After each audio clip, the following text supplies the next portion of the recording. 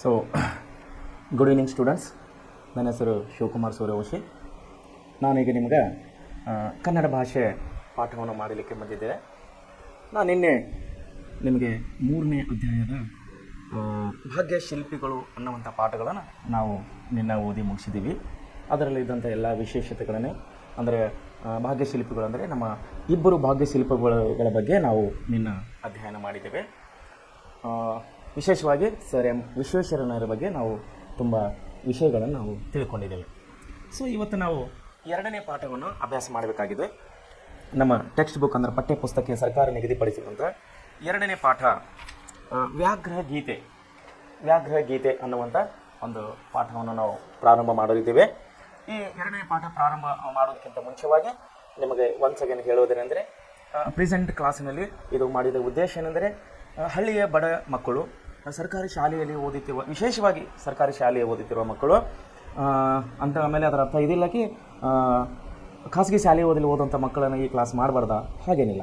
ವಿಶೇಷವಾಗಿ ನಾವು ಹಳ್ಳಿ ಮಕ್ಕಳಿಗಾಗಿ, ಗ್ರಾಮೀಣ ಭಾಗದ ಮಕ್ಕಳಿಗಾಗಿ ಹಾಗೂ ಸರ್ಕಾರಿ ಶಾಲೆಯ ಮಕ್ಕಳಿಗಾಗಿ ಇದು ವಿಶೇಷತೆಯನ್ನು ನಾವು ಈ ನಮ್ಮ ಸಂಸ್ಥೆಯವರು ಅಂದರೆ ಪ್ರೆಸೆಂಟ್ ಕ್ಲಾಸಿನ ಸಂಸ್ಥೆಯವರು ರೂಪ ಮಾಡಿದ್ದಾರೆ. ಸೊ ದಯಮಾಡಿ ಎಲ್ಲ ಮಕ್ಕಳು ತಾವು ಒಳ್ಳೆ ರೀತಿಯಿಂದ ಅಭ್ಯಾಸ ಮಾಡಬೇಕು. ಯಾಕೆಂದರೆ ಈ ಪ್ರಿಸಿಯೆಂಟ್ ಕ್ಲಾಸ್ನಲ್ಲಿ ಕೊಡುವಂಥ ಎಲ್ಲ ವಿಷಯಗಳು ನಿಮ್ಮ ಮುಂದಿನ ಜೀವನ, ಮುಂದಿನ ವಿದ್ಯಾಭ್ಯಾಸಕ್ಕೆ ತುಂಬ ಅನುಕೂಲಕರವಾಗಿವೆ ಅಂತೇಳಿ ನಾನು ನಿಮಗೆ ಇನ್ನೊಂದು ಸಾರಿ ಹೇಳೋಕ್ಕೆ ಇಷ್ಟಪಡ್ತಾ ಇದ್ದೇನೆ. ಸೊ ಅದಕ್ಕಾಗಿ ಈಗ ನಾವು ಕನ್ನಡ ಭಾಷೆಯ 2ನೇ ಅಧ್ಯಾಯ ವ್ಯಾಘ್ರ ಗೀತೆ ಅನ್ನುವಂಥ ನಾವು ಪಾಠವನ್ನು ನೋಡೋರಾಗಿದ್ದೇವೆ. ವ್ಯಾಘ್ರ ಗೀತೆ ಅನ್ನುವಂಥ ನಾವು ಪಾಠದ ಬಗ್ಗೆ ನೋಡುವರಾಗಿದ್ದೇವೆ. ಈ ಪಾಠದ ಕೃತಿಕಾರರು ಎನ್ ಮೂರ್ತಿ ರಾವ್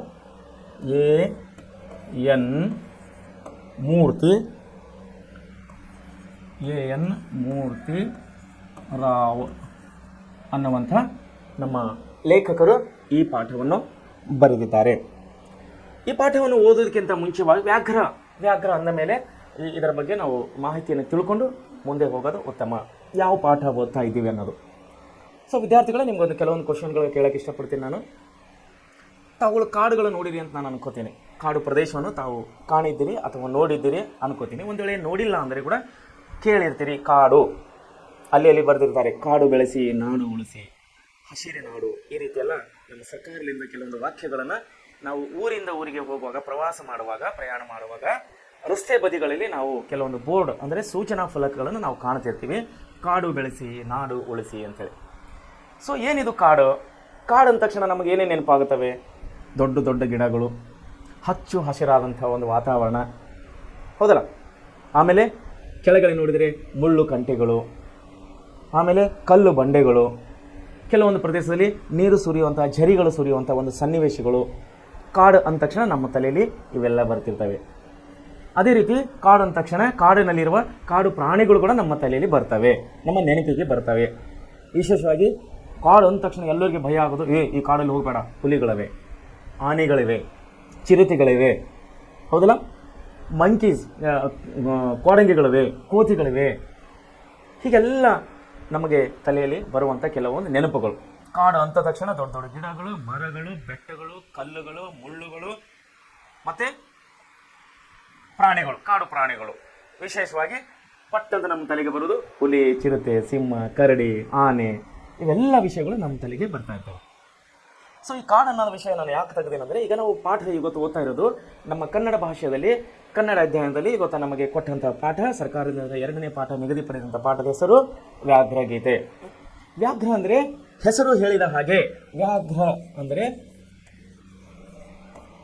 ಇದು ಹುಲಿ ಅಂತ ಅರ್ಥ ಆಗುತ್ತದೆ. ವ್ಯಾಘ್ರ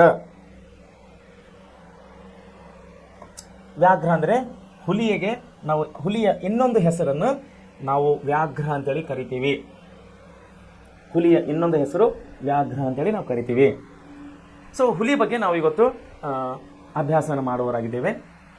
ಈಗ ನಮ್ಮ ಕನ್ನಡ ವಿಷಯದಲ್ಲಿ ಈ ಗದ್ಯ ಪಾಠವನ್ನು ಬರೆದವರು, ವ್ಯಾಘ್ರಗೀತೆ ಪಾಠವನ್ನು ಬರೆದವರು ನಮ್ಮ ಹಿರಿಯರಾದಂಥ ಲೇಖಕರಾದಂಥ ಎನ್ ಮೂರ್ತಿ ರಾವ್ ಅನ್ನೋರು ಈ ಪಾಠವನ್ನು ಬರೆದಿದ್ದಾರೆ.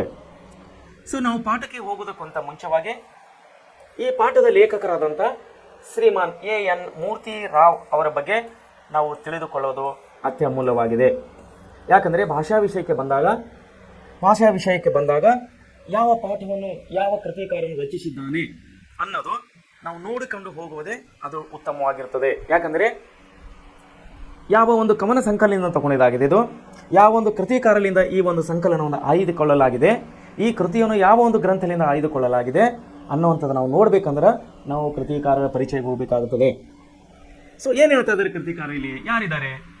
ಸೊ ವ್ಯಾಘ್ರಗೀತೆಯ ಈ ಪಾಠದ ಕೃತಿಕಾರರು ಎ.ಎನ್. ಮೂರ್ತಿರಾವ್ ಅಂಥೇಳಿ.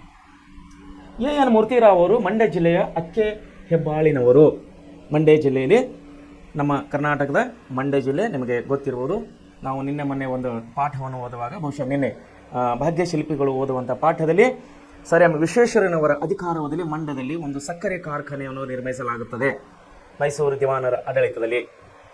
ಅದು ಮಂಡ್ಯದಲ್ಲಿ, ಅದರ ಹೆಸರೇ ಮಂಡ್ಯ ಸಕ್ಕರೆ ಕಾರ್ಖಾನೆ. ಅದು ತುಂಬ ಫೇಮಸ್ ಆಗಿದೆ. ಸೊ ಇವರು ಹುಟ್ಟಿದಲ್ಲಿ ಮಂಡ್ಯ ಜಿಲ್ಲೆಯ ಅಕ್ಕಿ ಹೆಬ್ಬಾಳನ ಊರಿನಲ್ಲಿ ಇವರು ಜನನವನ್ನು ತಾಳ್ತಾರೆ. ಇವರ ಕಾಲ 1900ರಿಂದ 1903ರವರೆಗೆ, 1900ರಿಂದ 2003ರವರೆಗೆ. ಇವರು ಹುಟ್ಟಿದ್ದು 1919ನೇ ಇಸ್ವಿಯಲ್ಲಿ, ಇವರು ನಿಧನ ಹೊಂದಿದ್ದು 2003ರಲ್ಲಿ.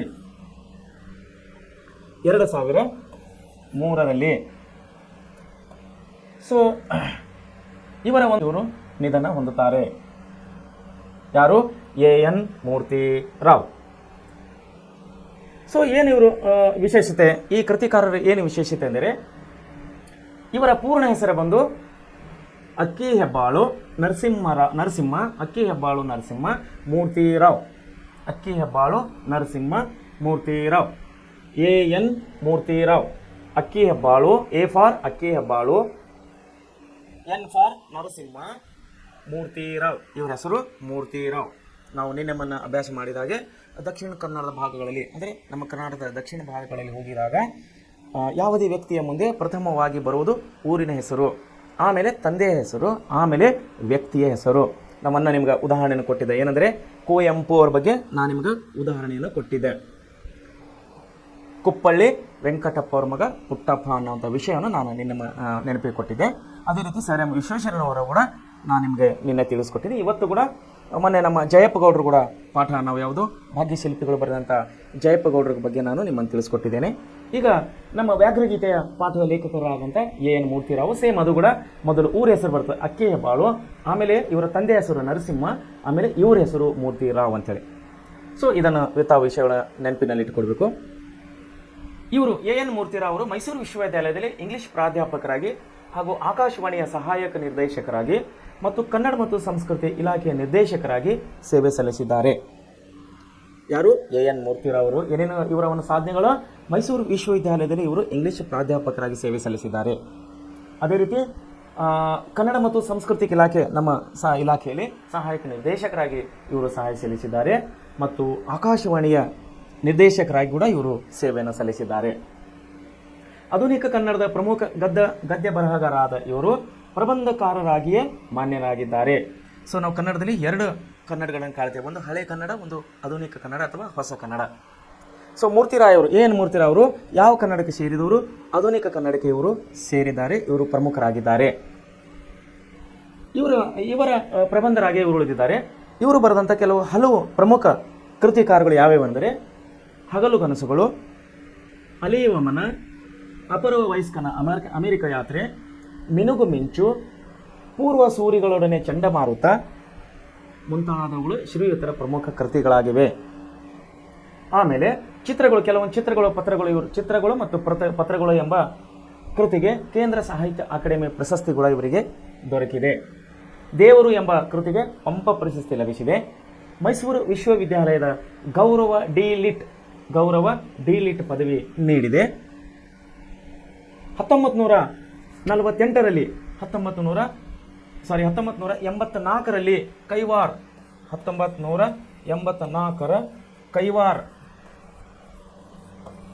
ಕೈವಾರದಲ್ಲಿ ಸಮಾವೇಶಗೊಂಡ 56ನೇ ಕನ್ನಡ ಸಾಹಿತ್ಯ ಅಖಿಲ ಭಾರತ ಕನ್ನಡ ಸಾಹಿತ್ಯ ಸಮ್ಮೇಳನದ ಅಧ್ಯಕ್ಷರು ಕೂಡ ಇವರು ಆಗಿದ್ದರು. ಯಾರು? ಎ.ಎನ್. ಮೂರ್ತಿರಾವ್. ಸೊ ಇವರು ತುಂಬ ಮೇಧಾವಿಗಳಾಗಿದ್ದಾರೆ ಅಂಥೇಳಿ ಇವರೆಲ್ಲರ ಸಾಧನೆಗಳಿಂದ ನಮ್ಗೆ ಅರ್ಥ ಆಗ್ತಾ ಇದೆ. ಆಕಾಶವಾಣಿ ನಿರ್ದೇಶಕರಾಗಿದ್ದಾರೆ, ಕನ್ನಡ ಮೈಸೂರು ವಿಶ್ವವಿದ್ಯಾಲಯ ಇಂಗ್ಲೀಷ್ ಪ್ರಾಧ್ಯಾಪಕರಾಗಿದ್ದಾರೆ, ಮತ್ತು ಕನ್ನಡ ಮತ್ತು ಸಂಸ್ಕೃತಿ ಇಲಾಖೆಯಲ್ಲಿ ಸಹಾಯಕ ನಿರ್ದೇಶಕರಾಗಿ ಸೇವೆ ಸಲ್ಲಿಸಿದ್ದಾರೆ. ಹಲವು ಕೃತಿಗಳನ್ನು ಕೂಡ ಇವರು ರಚಿಸಿದ್ದಾರೆ. ಇವರಿಗೆ ಪಂಪ ಪ್ರಶಸ್ತಿ, ಕೇಂದ್ರ ಸಾಹಿತ್ಯ ಅಕಾಡೆಮಿ ಪ್ರಶಸ್ತಿ ಮತ್ತು ಗೌರವ್ ಡಿಲಿಟ್ ಪದವಿಗಳನ್ನು ಕೂಡ ಇವರು ಪಡೆದಿದ್ದಾರೆ. ಇದರ ಮೇಲೆ ನಾವು ತಿಳ್ಕೊಬೋದು ಇವರು ತುಂಬ ಮೇಧಾವಿಗಳು, ಅತಿ ಬುದ್ಧಿವಂತರು ಅಂತೇಳಿ ನಾವು ಇದರ ಮೇಲೆ ವ್ಯಕ್ತಿಗಳಂತೇಳಿ ಇವರ ವ್ಯಕ್ತಿತ್ವ ಮೇಲೆ, ಇವರ ಒಂದು ಸಾಧನೆ ಮೇಲೆ ನಾವು ತಿಳ್ಕೊಬೋದು. ಸೊ ಇಲ್ಲಿ ಕೃತಿಕಾರನ ಆಶಯ ಏನಾಗಿದೆ? ಇಲ್ಲಿ ಒಂದು ಅವರು ಕೃತಿಯನ್ನು ನಮಗೆ ರಚಿಸಿಕೊಟ್ಟಿದ್ದಾರೆ. ಅದರ ಹೆಸರು ವ್ಯಾಘ್ರ ಗೀತೆ. ಅವರ ಆಶಯ ಏನಾಗಿದೆ? ಕೃತಿಕಾರರು ಯಾಕೆ ಈ ಕೃತಿಯನ್ನು ರಚನೆ ಮಾಡಿದ್ದಾರೆ, ಅವ್ರ ತಲೆಯಲ್ಲಿ ಯಾಕೆ ಬಂತು ಈ ಕೃತಿಯನ್ನು ರಚನೆ ಮಾಡಬೇಕಂತ ಯಾಕೆ ಬಂತು ಅನ್ನೋಂಥ ವಿಷಯ ಅಂದರೆ ಕೃತಿಕಾರನ ಆಶಯ ಅಂಥೇಳಿ ನಾವು ಕರಿತೀವಿ. ಕೃತಿಕಾರನ ಆಶಯ ಅಂಥೇಳಿ ನಾವು ಕರಿತೀವಿ. ಏನಾಗಿತ್ತು ಇವರ ಆಶಯ ಏನಾಗಿತ್ತು ಅನ್ನೋದು ಈ ಪಾಠದಲ್ಲಿ ಸಂಕ್ಷಿಪ್ತವಾಗಿ ನಮಗೆ ಇಲ್ಲಿ ಕೊಡಲ್ಪಟ್ಟಿದೆ. ಏನು ಕೊಡಲ್ಪಟ್ಟಿದೆ ಅಂದರೆ ನಾವು ನೋಡೋಣ. ಜೀವ ಜಗತ್ತು ವಿಸ್ತಾರವಾದದ್ದು. ನೋಡಿರಿ, ಜೀವ ಜಗತ್ತು ಇವೆರಡು ತುಂಬ ವಿಸ್ತಾರವಾಗಿದೆ. ಇದರ ಲಿಮಿಟ್ ಯಾರಿಗ ಏನಾದರೂ ಗೊತ್ತಿಲ್ಲ? ಇಷ್ಟೇ ಅಂದರೆ ಅಳತೆ, ಇದು ಇಷ್ಟೇ ಐತಿ, ಇಷ್ಟೇ ಉದ್ದ ಐತಿ, ಇಷ್ಟೇ ಅಗಲ ಐತಿ. ಜೀವ ಮತ್ತು ಜಗತ್ತು ಇದು ಅಳತೆ ಮಾಡಲಿಕ್ಕೆ ಸಾಧ್ಯವಲ್ಲ. ಅದಕ್ಕಾಗಿ ಇದನ್ನು ತುಂಬ ವಿಸ್ತಾರವಾಗಿದೆ ಅಂತ ಹೇಳ್ತಾರೆ. ತುಂಬ ವಿಸ್ತಾರವಾಗಿದೆ ಅಂತ ಹೇಳ್ತಾ ಇದ್ದಾರೆ. ಯಾವ್ಯಾವು? ಜೀವ ಮತ್ತು ಜಗತ್ತು ತುಂಬ ವಿಸ್ತಾರವಾಗಿದೆ. ಈ ಕೃತಿಕಾರ ಹೇಳ್ತಾರೆ, ಮೂರ್ತಿರಾಯರು ಹೇಳ್ತಾ ಇದ್ದಾರೆ ನಮಗೆ. ಓನ್ಲಿ ವಿಸ್ತಾರ ಅಷ್ಟೇ ಅಲ್ಲ, ವೈವಿಧ್ಯಮಯ ಹಲವು ವಿಶೇಷತೆಗಳಿಂದ ಕೂಡಿದುದು. ಪರಿಸರದಲ್ಲಿ ಎಲ್ಲ ಪ್ರಾಣಿಗಳಿಗೂ ಬದುಕುವ ಹಕ್ಕಿದೆ. ಈ ವಾತಾವರಣದಲ್ಲಿ, ಈ ಪರಿಸರದಲ್ಲಿ ಎಲ್ಲ ಪ್ರಾಣಿಗಳಿಗೂ ಬದುಕುವ ಹಕ್ಕಿದೆ. ಅವುಗಳು ನಿಸರ್ಗ ನಿಯಮದಂತೆ ಬಾಳುತ್ತವೆ. ಯಾರು? ಎಲ್ಲ ಪ್ರಾಣಿಗಳು, ಇನ್ಕ್ಲೂಡಿಂಗ್ ಮನುಷ್ಯ ಕೂಡ ಒಬ್ಬ ಪ್ರಾಣಿನೇ. ಪ್ರಾಣಿಗಳಲ್ಲಿ ಎಲ್ಲಕ್ಕಿಂತ ಶ್ರೇಷ್ಠ ಪ್ರಾಣಿ ಮನುಷ್ಯ ಪ್ರಾಣಿ. ಯಾಕೆ? ಇವನಿಗೆ ತಿಳಿದುಕೊಳ್ಳುವ ಶಕ್ತಿ ಇದೆ, ಇವನಿಗೆ ಮೆದುಳು ಇದೆ, ಅತಿ ಬುದ್ಧಿವಂತಾದ ಮೆದುಳು ಇದೆ, ವಿಚಾರ ಮಾಡುವ ಶಕ್ತಿ ಇದೆ. ಹಾಗಾದರೆ ಪ್ರಾಣಿಗಳಲ್ಲಿ ಬುದ್ಧಿ ಇಲ್ವ ಅಂತೀರಾ? ಹಾಗಾದರೆ ಅವಕ್ಕೆ ವಿಚಾರ ಮಾಡುವ ಶಕ್ತಿ ಇಲ್ಲ ಅಂತೀರಾ?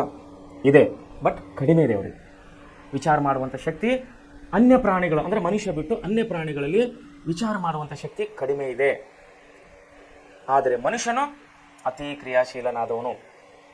ಮನುಷ್ಯನು ಕೂಡ ಒಂದು ಪ್ರಾಣಿನೇ. ಇದು ಮನುಷ್ಯ ಪ್ರಾಣಿ, ಅತಿ ಕ್ರಿಯಾಶೀಲವಾದಂತಹ ಬುದ್ಧಿಯಿಂದ ಕೂಡಿದಂಥ ಮನುಷ್ಯ ಪ್ರಾಣಿ. ಸೊ ಏನಾಗ್ತಾ ಇದೆ? ನಿಸರ್ಗದ ನಿಯಮದಂತೆ ಬಾಳುತ್ತವೆ. ಪರಿಸರ ಸಮತೋಲನದಲ್ಲಿ ಒಂದು ಮತ್ತೊಂದನ್ನು ಅವಲಂಬಿಸಿರುವುದು ಅನಿವಾರ್ಯ ಮತ್ತು ವಾಸ್ತವ್ಯದ ಸಂಗತಿ. ನೋಡ್ರಿ, ಏನೊಂದು ಕೊಟ್ಟಿದ್ದಾರೆ ಇಲ್ಲಿ, ಒಂದು ಮತ್ತೊಂದನ್ನು ಅವಲಂಬಿಸಿದೆ, ಅವಲಂಬನೆಯಾಗಿದೆ. ಇಂಗ್ಲೀಷ್ನಲ್ಲಿ ಡಿಪೆಂಡ್ ಅಂತೀವಿ ನಾವು. ಅಂದರೆ ಒಂದು ವಸ್ತು ಇನ್ನೊಂದು ವಸ್ತು ಮೇಲೆ, ಒಂದು ಪ್ರಾಣಿ ಇನ್ನೊಂದು ಪ್ರಾಣಿ ಮೇಲೆ, ಒಂದು ಜೀವ ಇನ್ನೊಂದು ಜೀವ ಮೇಲೆ ಡಿಪೆಂಡ್ ಆಗಿದೆ. ಹೇಗಾಗಿದೆ ನೋಡ್ರಿ. ಉದಾಹರಣೆಗೆ ಹೇಳಬೇಕಂದ್ರೆ, ಒಂದು ಚಿಕ್ಕ ಮಗು, ಅದು ಮನುಷ್ಯ ಮಗು ಇರ್ಬೋದು ಅಥವಾ ಪ್ರಾಣಿಗಳ ಮಗು ಇರ್ಬೋದು. ಒಂದು ಚಿಕ್ಕ ಮಗು ಅದು ತನ್ನ ತಾಯಿಯನ್ನು ಅವಲಂಬಿಸಿದೆ.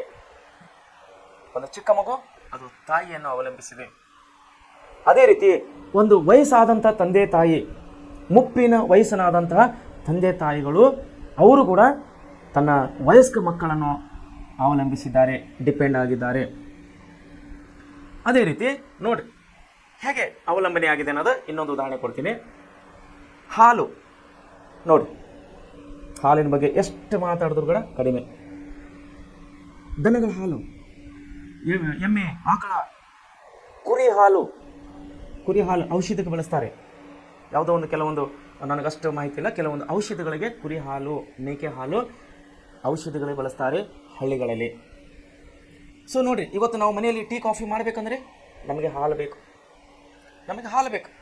ಸೊ ಹಾಲು ಬೇಕಂದ್ರೆ ನಾವು ಯಾರ ಮೇಲೆ ಡಿಪೆಂಡ್ ಆಗಿದ್ದೀವಿ? ಹಸುಗಳ ಮೇಲೆ ಡಿಪೆಂಡ್ ಆಗಿದ್ದೀವಿ, ದನ ಕರುಗಳ ಮೇಲೆ ನಾವು ಡಿಪೆಂಡ್ ಆಗಿದ್ದೀವಿ. ಯಾವಾಗ ಆಕಳ ಹಾಲು ಕೊಡ್ತದೋ, ಯಾವಾಗ ಎಮ್ಮೆ ಹಾಲು ಕೊಡ್ತದೋ, ಆವಾಗ ನಾವು ಟೀ, ಕಾಫಿ, ಹಾಲು, ಮೊಸರು, ಅನ್ನ, ತುಪ್ಪ, ಬೆಣ್ಣೆ ಇತ್ಯಾದಿ ನಾವು ತಿನ್ನಲಿಕ್ಕೆ ಬರ್ತದೆ. ಸೊ ನಾವು ಹಾಲು ಬೇಕಾದರೆ ಹಸುವಿನ ಮೇಲೆ ಡಿಪೆಂಡ್ ಆಗಿದ್ದೀವಿ. ಅದೇ ರೀತಿ ಹಸುವು ಬದುಕಬೇಕಾದರೆ, ಆಕಳು ಎಮ್ಮೆ ಬದುಕಬೇಕಾದರೆ ಅದಕ್ಕೆ ಅನ್ನ, ನೀರು, ಜೋಪಾನ ಪೋಷಣೆ ಮಾಡುವವರು ಒಬ್ಬರು ಬೇಕು. ನೋಡಿ, ದನಗಳಿಗೆ ಕಟ್ಟಬೇಕು, ಅವು ಜಳಕ ಮಾಡಿಸ್ಬೇಕು, ಸ್ನಾನ ಮಾಡಿಸ್ಬೇಕು, ಸ್ವಚ್ಛವಾಗಿಡಬೇಕು. ಯಾರಿಗೆ? ದನಕರುಗಳಿಗೆ. ಅವುಗಳಿಗೆ ಮೇವು ಹಾಕಬೇಕು, ನೀರು ಉಣಿಸ್ಬೇಕು. ಆಮೇಲೆ ಅದನ್ನು ಹಾಲನ್ನು ಕರೆದು ತಂದು ನಾವು ಮನೆಯಲ್ಲೇ ಬಳಸ್ಕೋತೀವಿ. ದನಗಳಿಗೆ ನೀರು ಕುಡಿಸ್ಬೇಕಲ್ಲ, ಸಮಯಕ್ಕೆ ಅದಕ್ಕೆ ಆ ಹುಲ್ಲು ಬೇಕಲ್ಲ. ಹುಲ್ಲು ಯಾರು ಬೆಳೆಸೋರು? ಮನುಷ್ಯನು ಬೆಳೆಸೋನು. ಎಲ್ಲಿ ಬೆಳೆಸೋನು? ತನ್ನ ಹೊಲ ಗದ್ದೆಗಳಲ್ಲಿ ಬೆಳೆಸೋನು. ಸೊ ಇಲ್ಲೇನಾಗಿದೆ, ಹಸು ನಮ್ಮ ಮೇಲೆ ಡಿಪೆಂಡ್ ಆಗಿದೆ, ಮನುಷ್ಯನ ಮೇಲೆ. ಮನುಷ್ಯನಿಗೆ ಹಾಲು ಬೇಕಾದಾಗ ಅವನು ಹಸುಗಳ ಮೇಲೆ ಡಿಪೆಂಡ್ ಆಗಿದೆ. ಸೊ ಇದಕ್ಕೆ ಡಿಪೆಂಡೆಂಟ್ ಅಂತೀವಿ ನಾವು, ಅವಲಂಬನೆ ಅಂತ ಹೇಳಿ ಕರಿತೇವೆ. ಅದನ್ನೇ ಕೊಟ್ಟೆ. ಅದು ಅನಿವಾರ್ಯ ಕೂಡ ಹೌದು, ಅನಿವಾರ್ಯ, ಬೇರೆ ದಾರಿ ಇಲ್ಲ, ಅದಕ್ಕೆ ಅನಿವಾರ್ಯ ಅಂತ. ನೋಡಿ, ಒಂದು ಮತ್ತೊಂದನ್ನು ಅವಲಂಬಿಸಿರುವುದು ಅನಿವಾರ್ಯ ಮತ್ತು ವಾಸ್ತವದ ಸಂಗತಿ. ಇಂತಹ ಪರಿಸ್ಥಿತಿಯನ್ನು ಹಾಸ್ಯದ ನೆಲೆಯಲ್ಲಿ ತಿಳಿಸಿದಾಗ ಹಲವು ವೈಚಿತ್ರ್ಯಗಳು ತೋರಬಹುದು. ಪ್ರಾಣಿಗಳಿಗಿರುವ ಭಯ ಮತ್ತು ಸಹಜೀವನ ಧರ್ಮವಾಗಿಯೂ ತೋರಬಹುದು. ಅದರ ಮರ್ಮವನ್ನರಿತ ವ್ಯಕ್ತಿ ಅಂದರೆ ಮಾನವ ಕೌಶಲ್ಯದಿಂದ ಮೇಲ್ಗೈ ಸಾಧಿಸಿರುವ ಬಗ್ಗೆ ವಿಶಿಷ್ಟವಾದುದೆಂಬುದನ್ನು ಧ್ವನಿತವಾಗಿದೆ. ನಾನು ಹೇಳಿದಲ್ಲ, ಮನುಷ್ಯ ಕೂಡ ಪ್ರಾಣಿನೇ ಆಗಿದ್ದಾನೆ, ಆದರೆ ಇವನು ಏನಾಗಿದ್ದಾನೆ? ತನ್ನ ಕೌಶಲ್ಯದಿಂದ, ಮರ್ಮವನ್ನರಿತ ಕೌಶಲ್ಯದಿಂದ ಮೇಲ್ಗೈ ಸಾಧಿಸಿದ್ದಾನೆ. ಯಾರು? ಮನುಷ್ಯ.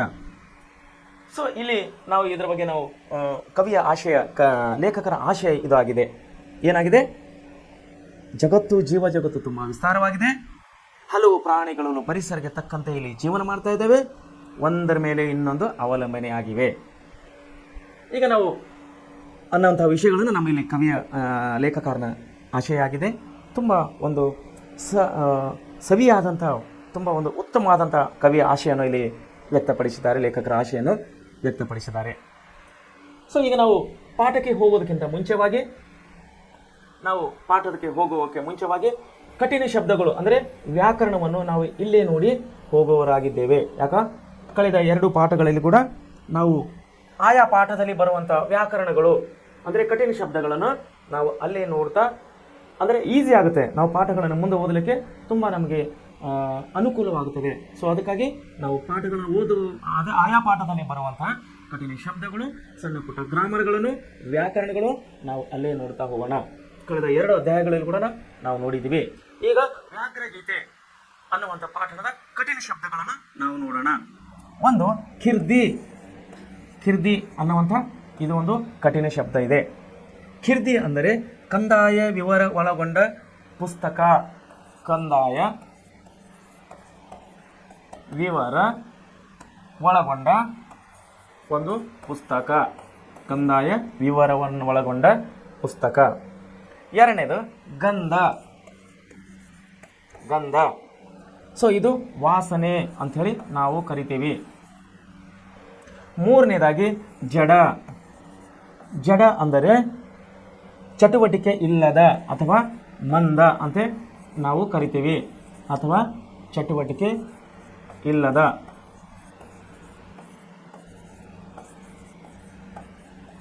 ಇದಕ್ಕೆ ಜಡ ಅಂಥೇಳಿ ನಾವು ಕರಿತೀವಿ.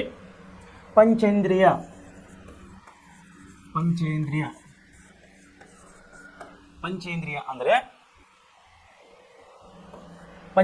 ಅಂದರೆ ಕಣ್ಣು. ಅಂದರೆ 5 ಇಲ್ಲಿ ಪಂಚೇಂದ್ರಿಯಗಳಲ್ಲಿ 5 ಪ್ರಮುಖವಾದ ವಿಷಯಗಳು ಬರ್ತವೆ.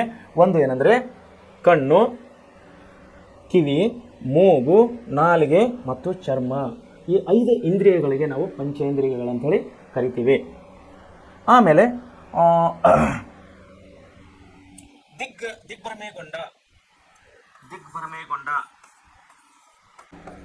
ದಿಗ್ಭ್ರಮೆಗೊಂಡ ಅಂದರೆ ಅದರ ಅರ್ಥ ದಿಕ್ಕು ತೋಚದ ಅಂಥೇಳಿ ಅದರ ಅರ್ಥವಾಗುತ್ತದೆ. ಆಮೇಲೆ ಘ್ರಾಣೇಂದ್ರಿಯ ನೋಡಿ, ಘ್ರಾಣೇಂದ್ರಿಯ ಅಂದರೆ ಮೂಗು. ಘ್ರಾಣೇಂದ್ರಿಯ ಅಂದರೆ ಮೂಗು. ತೋಟ ಅಂದರೆ ಬಂದೂಕಿನ ಗುಂಡು.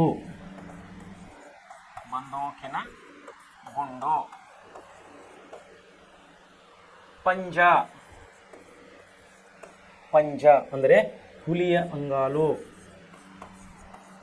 ಹುಲಿಯ ಅಂಗಾಲು. ಲಾಂಛನ, ಲಾಂಛನ ಅಂದರೆ ಗುರುತು, ಗುರುತು ಅಥವಾ ಚಿಹ್ನೆ ಅಂತ ಅದರ ಅರ್ಥ ಆಗುತ್ತದೆ. ಸೊ ಈ ರೀತಿ ನಾವುಗಳನ್ನು ಕಠಿಣ ಶಬ್ದದ ಪದಗಳಲ್ಲಿ ನಾವು ಈ ಪಾಠದಲ್ಲಿ ನೋಡುವವರಾಗಿದ್ದೇವೆ. ಏನದು? ಫಾಲ್ಗುಣಿ ಘಾಣೇಂದ್ರಿಯ ಅಂದರೆ ಮೂಗು, ತೋಟ ಅಂದರೆ ಬಂದೂಕಿನ ಗುಂಡು, ಪಂಜ ಅಂದರೆ ಹುಲಿಯ ಅಂಗಾಲು, ಲಾಂಛನ ಅಂದರೆ ಗುರುತು ಅಥವಾ ಚಿಹ್ನೆ ಅನ್ನುವಂಥ ಈ ಕಠಿಣ ಪದಗಳನ್ನು ನಾವು ಇಲ್ಲೇ ಓದಿಕೊಂಡು ಮುಂದೆ ಪಾಠಕ್ಕೆ ಹೋದಾಗ ಪಾಠವನ್ನು ಓದಲಿಕ್ಕೆ ನಮಗೆ ಈಸಿ ಆಗ್ತದೆ, ಸಲೀಸಾಗ್ತದೆ ಅಂಥೇಳಿ ನನ್ನ ಅಭಿಪ್ರಾಯವಾಗಿದೆ. ಅದೇ ರೀತಿಯಲ್ಲಿ ಇದೇ ನಿಟ್ಟಿನಲ್ಲಿ ನಿಮಗೆ ಮೊನ್ನೆ ಹೇಳಿದಂಥ 2 ಅಧ್ಯಾಯಗಳಲ್ಲಿ ಕೂಡ ನಾವು ಬರುವಂಥ ಕಠಿಣ ಪದಗಳು ಮತ್ತು ಗ್ರಾಮರ್ಗಳು, ವ್ಯಾಕರಣಗಳು ನಾವು ನೋಡ್ಕೊಂತಾನೆ ಬರ್ತಾ ಇದ್ದೀವಿ. ಓಕೆ, ಸೊ ಈಗ ಟಿಪ್ಪಣಿ, ಈ ಪಾಠದ ಬಗ್ಗೆ ಟಿಪ್ಪಣಿಯನ್ನು ನಾವು ನೋಡೋಣ. ಏನು ಟಿಪ್ಪಣಿ ಕೊಟ್ಟಿದ್ದಾರೆ ಇಲ್ಲಿ? ಭಗವದ್ಗೀತೆ. ಭಗವದ್ಗೀತೆ ಏನಿದು? ಭಗವದ್ಗೀತೆ ಹಿಂದೂಗಳ ಪೂಜ್ಯ ಗ್ರಂಥ, ಹಿಂದೂಗಳ ಪೂಜ್ಯ ಗ್ರಂಥ. ಈ ಗ್ರಂಥವನ್ನು ರಚಿಸಿದವರು ಮಹರ್ಷಿ ವೇದವ್ಯಾಸರು. ಮಹಾಭಾರತದ ಯುದ್ಧದ ಸಂದರ್ಭದಲ್ಲಿ ಶ್ರೀಕೃಷ್ಣನು ಅರ್ಜುನನಿಗೆ ಇದನ್ನು ಬೋಧಿಸಿದನು. ಭಗವದ್ಗೀತೆ ನಮ್ಮ ಧರ್ಮ ಗ್ರಂಥ, ಹಿಂದೂ ಧರ್ಮದ ಗ್ರಂಥವಾಗಿದ್ದರಿಂದ ನೀವು ಎಲ್ಲಾದರೂ ಶ್ರೀಕೃಷ್ಣನ ರಥದಲ್ಲಿ ಕುಳಿತುಕೊಂಡು ಹೋಗುವಂಥ ಕೆಲವೊಬ್ಬರ ಮನೆಗಳಲ್ಲಿ, ದೇವಸ್ಥಾನದ ಫೋಟೋಗಳಲ್ಲಿ, ಮನೆಯಲ್ಲಿ ಭಾವಚಿತ್ರಗಳನ್ನು ನಾವು ಕಾಣ್ತೀವಿ. ಅಲ್ಲಿ ಅರ್ಜುನ ಮುಂದೆ ಬಿಲ್ಲು ಬಾಣವನ್ನು ಹಿಡ್ಕೊಂಡು ಯುದ್ಧಕ್ಕೆ ಹೋಗ್ತಾ ಇದ್ದಾರೆ. ಹಿಂದೆ ಕೃಷ್ಣನು ಕುಳಿತು ಅವನಿಗೆ ವೇದಗಳ ಪಾಠ, ಭಗವದ್ಗೀತೆಯ ಪಾಠವನ್ನು ಮಾಡ್ತಾ ಇರ್ತಾನೆ. ಭಗವದ್ಗೀತೆಯಲ್ಲಿ ಬರುವಂಥ ಅಂಶಗಳನ್ನು ಅವನಿಗೆ ಓದಿ ಹೇಳ್ತಾ ಇದ್ದಾನೆ. ಯಾರಿಗೆ? ಅರ್ಜುನನಿಗೆ. ಈ ಭಗವದ್ಗೀತೆಯನ್ನು ಬರೆದವರು ವೇದವ್ಯಾಸರು, ಮಹರ್ಷಿ ವೇದವ್ಯಾಸರು. ಸೊ ಈ ಅಂಶವನ್ನು ತಾವು ನೆನಪಿನಲ್ಲಿ ಇಟ್ಕೊಳ್ಬೇಕು. ಭಗವದ್ಗೀತೆ ಅಂದರೆ ಏನು? ಇದು ಯಾರು ಬರೆದರು?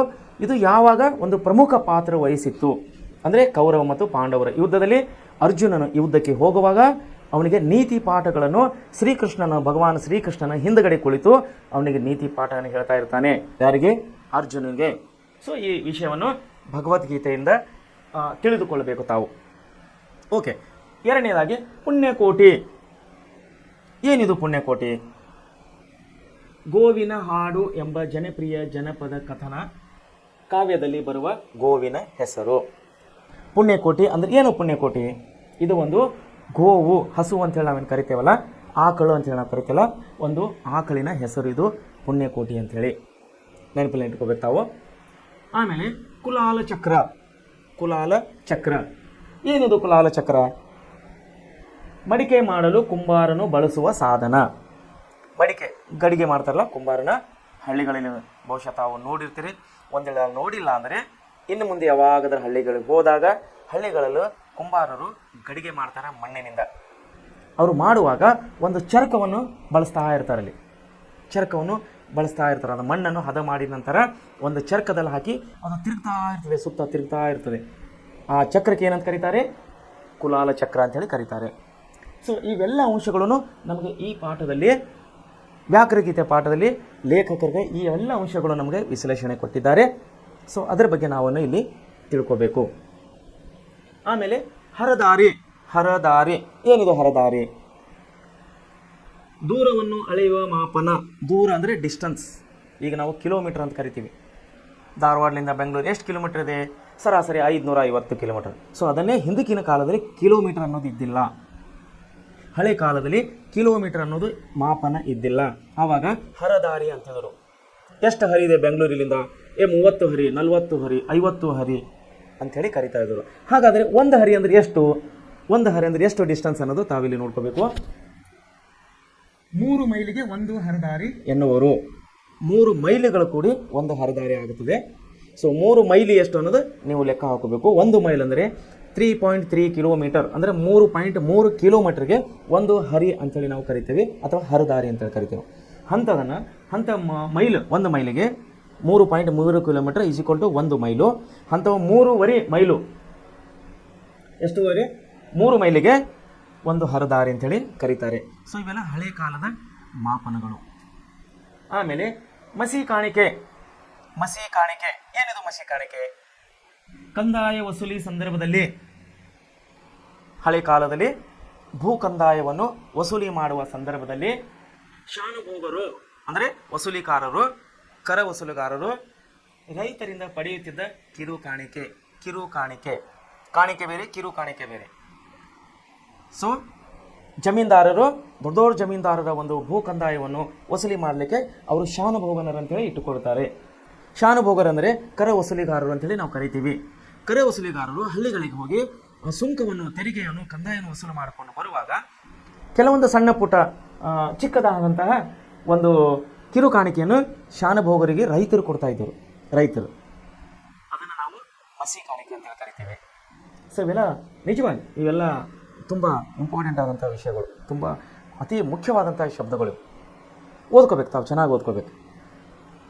ಆಮೇಲೆ ಇರಸಾಲು.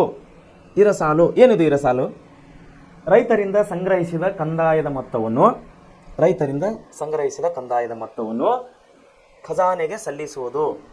ಅಂದರೆ ಸಂಬಂಧಪಟ್ಟವರ ರಾಜರು ಅಥವಾ ಜಮೀನುದಾರರು ಅವರಿಗೆ ಸಲ್ಲಿಸುವಂತಹ ಒಂದು ಮೊತ್ತವನ್ನೇ ನಾವೇನಂತ ಕರಿತೀವಿ? ಇರಸಾಲು ಅಂತೇಳಿ ಕರಿತೀವಿ. ಕೊಟ್ಟಿದ್ದಾರೆ ನೋಡ್ರಿ ಇಲ್ಲಿ, ರೈತರಿಂದ ಸಂಗ್ರಹಿಸಿದ ಕಂದಾಯದ ಮೊತ್ತವನ್ನು ಖಜಾನೆಗೆ ಸಲ್ಲಿಸುವುದು, ಅದಕ್ಕೆ ಇರಸಾಲು ಅಂತೇಳಿ ನಾವು ಹಳೆ ಭಾಷೆಯಲ್ಲಿ ನೋಡ್ತೀವಿ. ಮುಂದೆ ಸೊ ಇಲ್ಲಿಗೇನಪ್ಪ ಅಂದ್ರೆ ನಾವು ಲೇಖಕರ ಪರಿಚಯ, ಕಠಿಣ ಶಬ್ದಗಳು ಮತ್ತು ಲೇಖಕರ ಆಶಯ ಮತ್ತು ಇಲ್ಲಿ ಟಿಪ್ಪಣಿಗಳನ್ನು ನಾವು ನೋಡಿದ್ದೀವಿ. ಸೊ ಏನಂದರೆ ಈ ಪಾಠದ ಮುಖ್ಯಾಂಶಗಳನ್ನು ಏನನ್ನೋದು ನಾವಿಲ್ಲಿ ತಿಳ್ಕೊಳ್ಳೋಕ್ಕೆ ಸ್ವಲ್ಪ ಪ್ರಯತ್ನ ಪಡೋಣ. ಈ ಪಾಠದ ಹೆಸರು ಬಂದು ವ್ಯಾಘ್ರಗೀತೆ. ಪಾಠದ ಹೆಸರು ಬಂದು ವ್ಯಾಘ್ರಗೀತೆ. ಪಾಠದ ಹೆಸರು ವ್ಯಾಘ್ರಗೀತೆ. ವ್ಯಾಘ್ರ ಅಂದರೆ ನಿಮಗೆ ಹೇಳಿದ ಹಾಗೆ ಇದು ಹುಲಿ. ಹುಲಿಯ ಬಗ್ಗೆ ಒಂದು ಎನ್ ಯಾರು? ನಮ್ಮ ಮೂರ್ತಿರಾವ್ ಅವರು.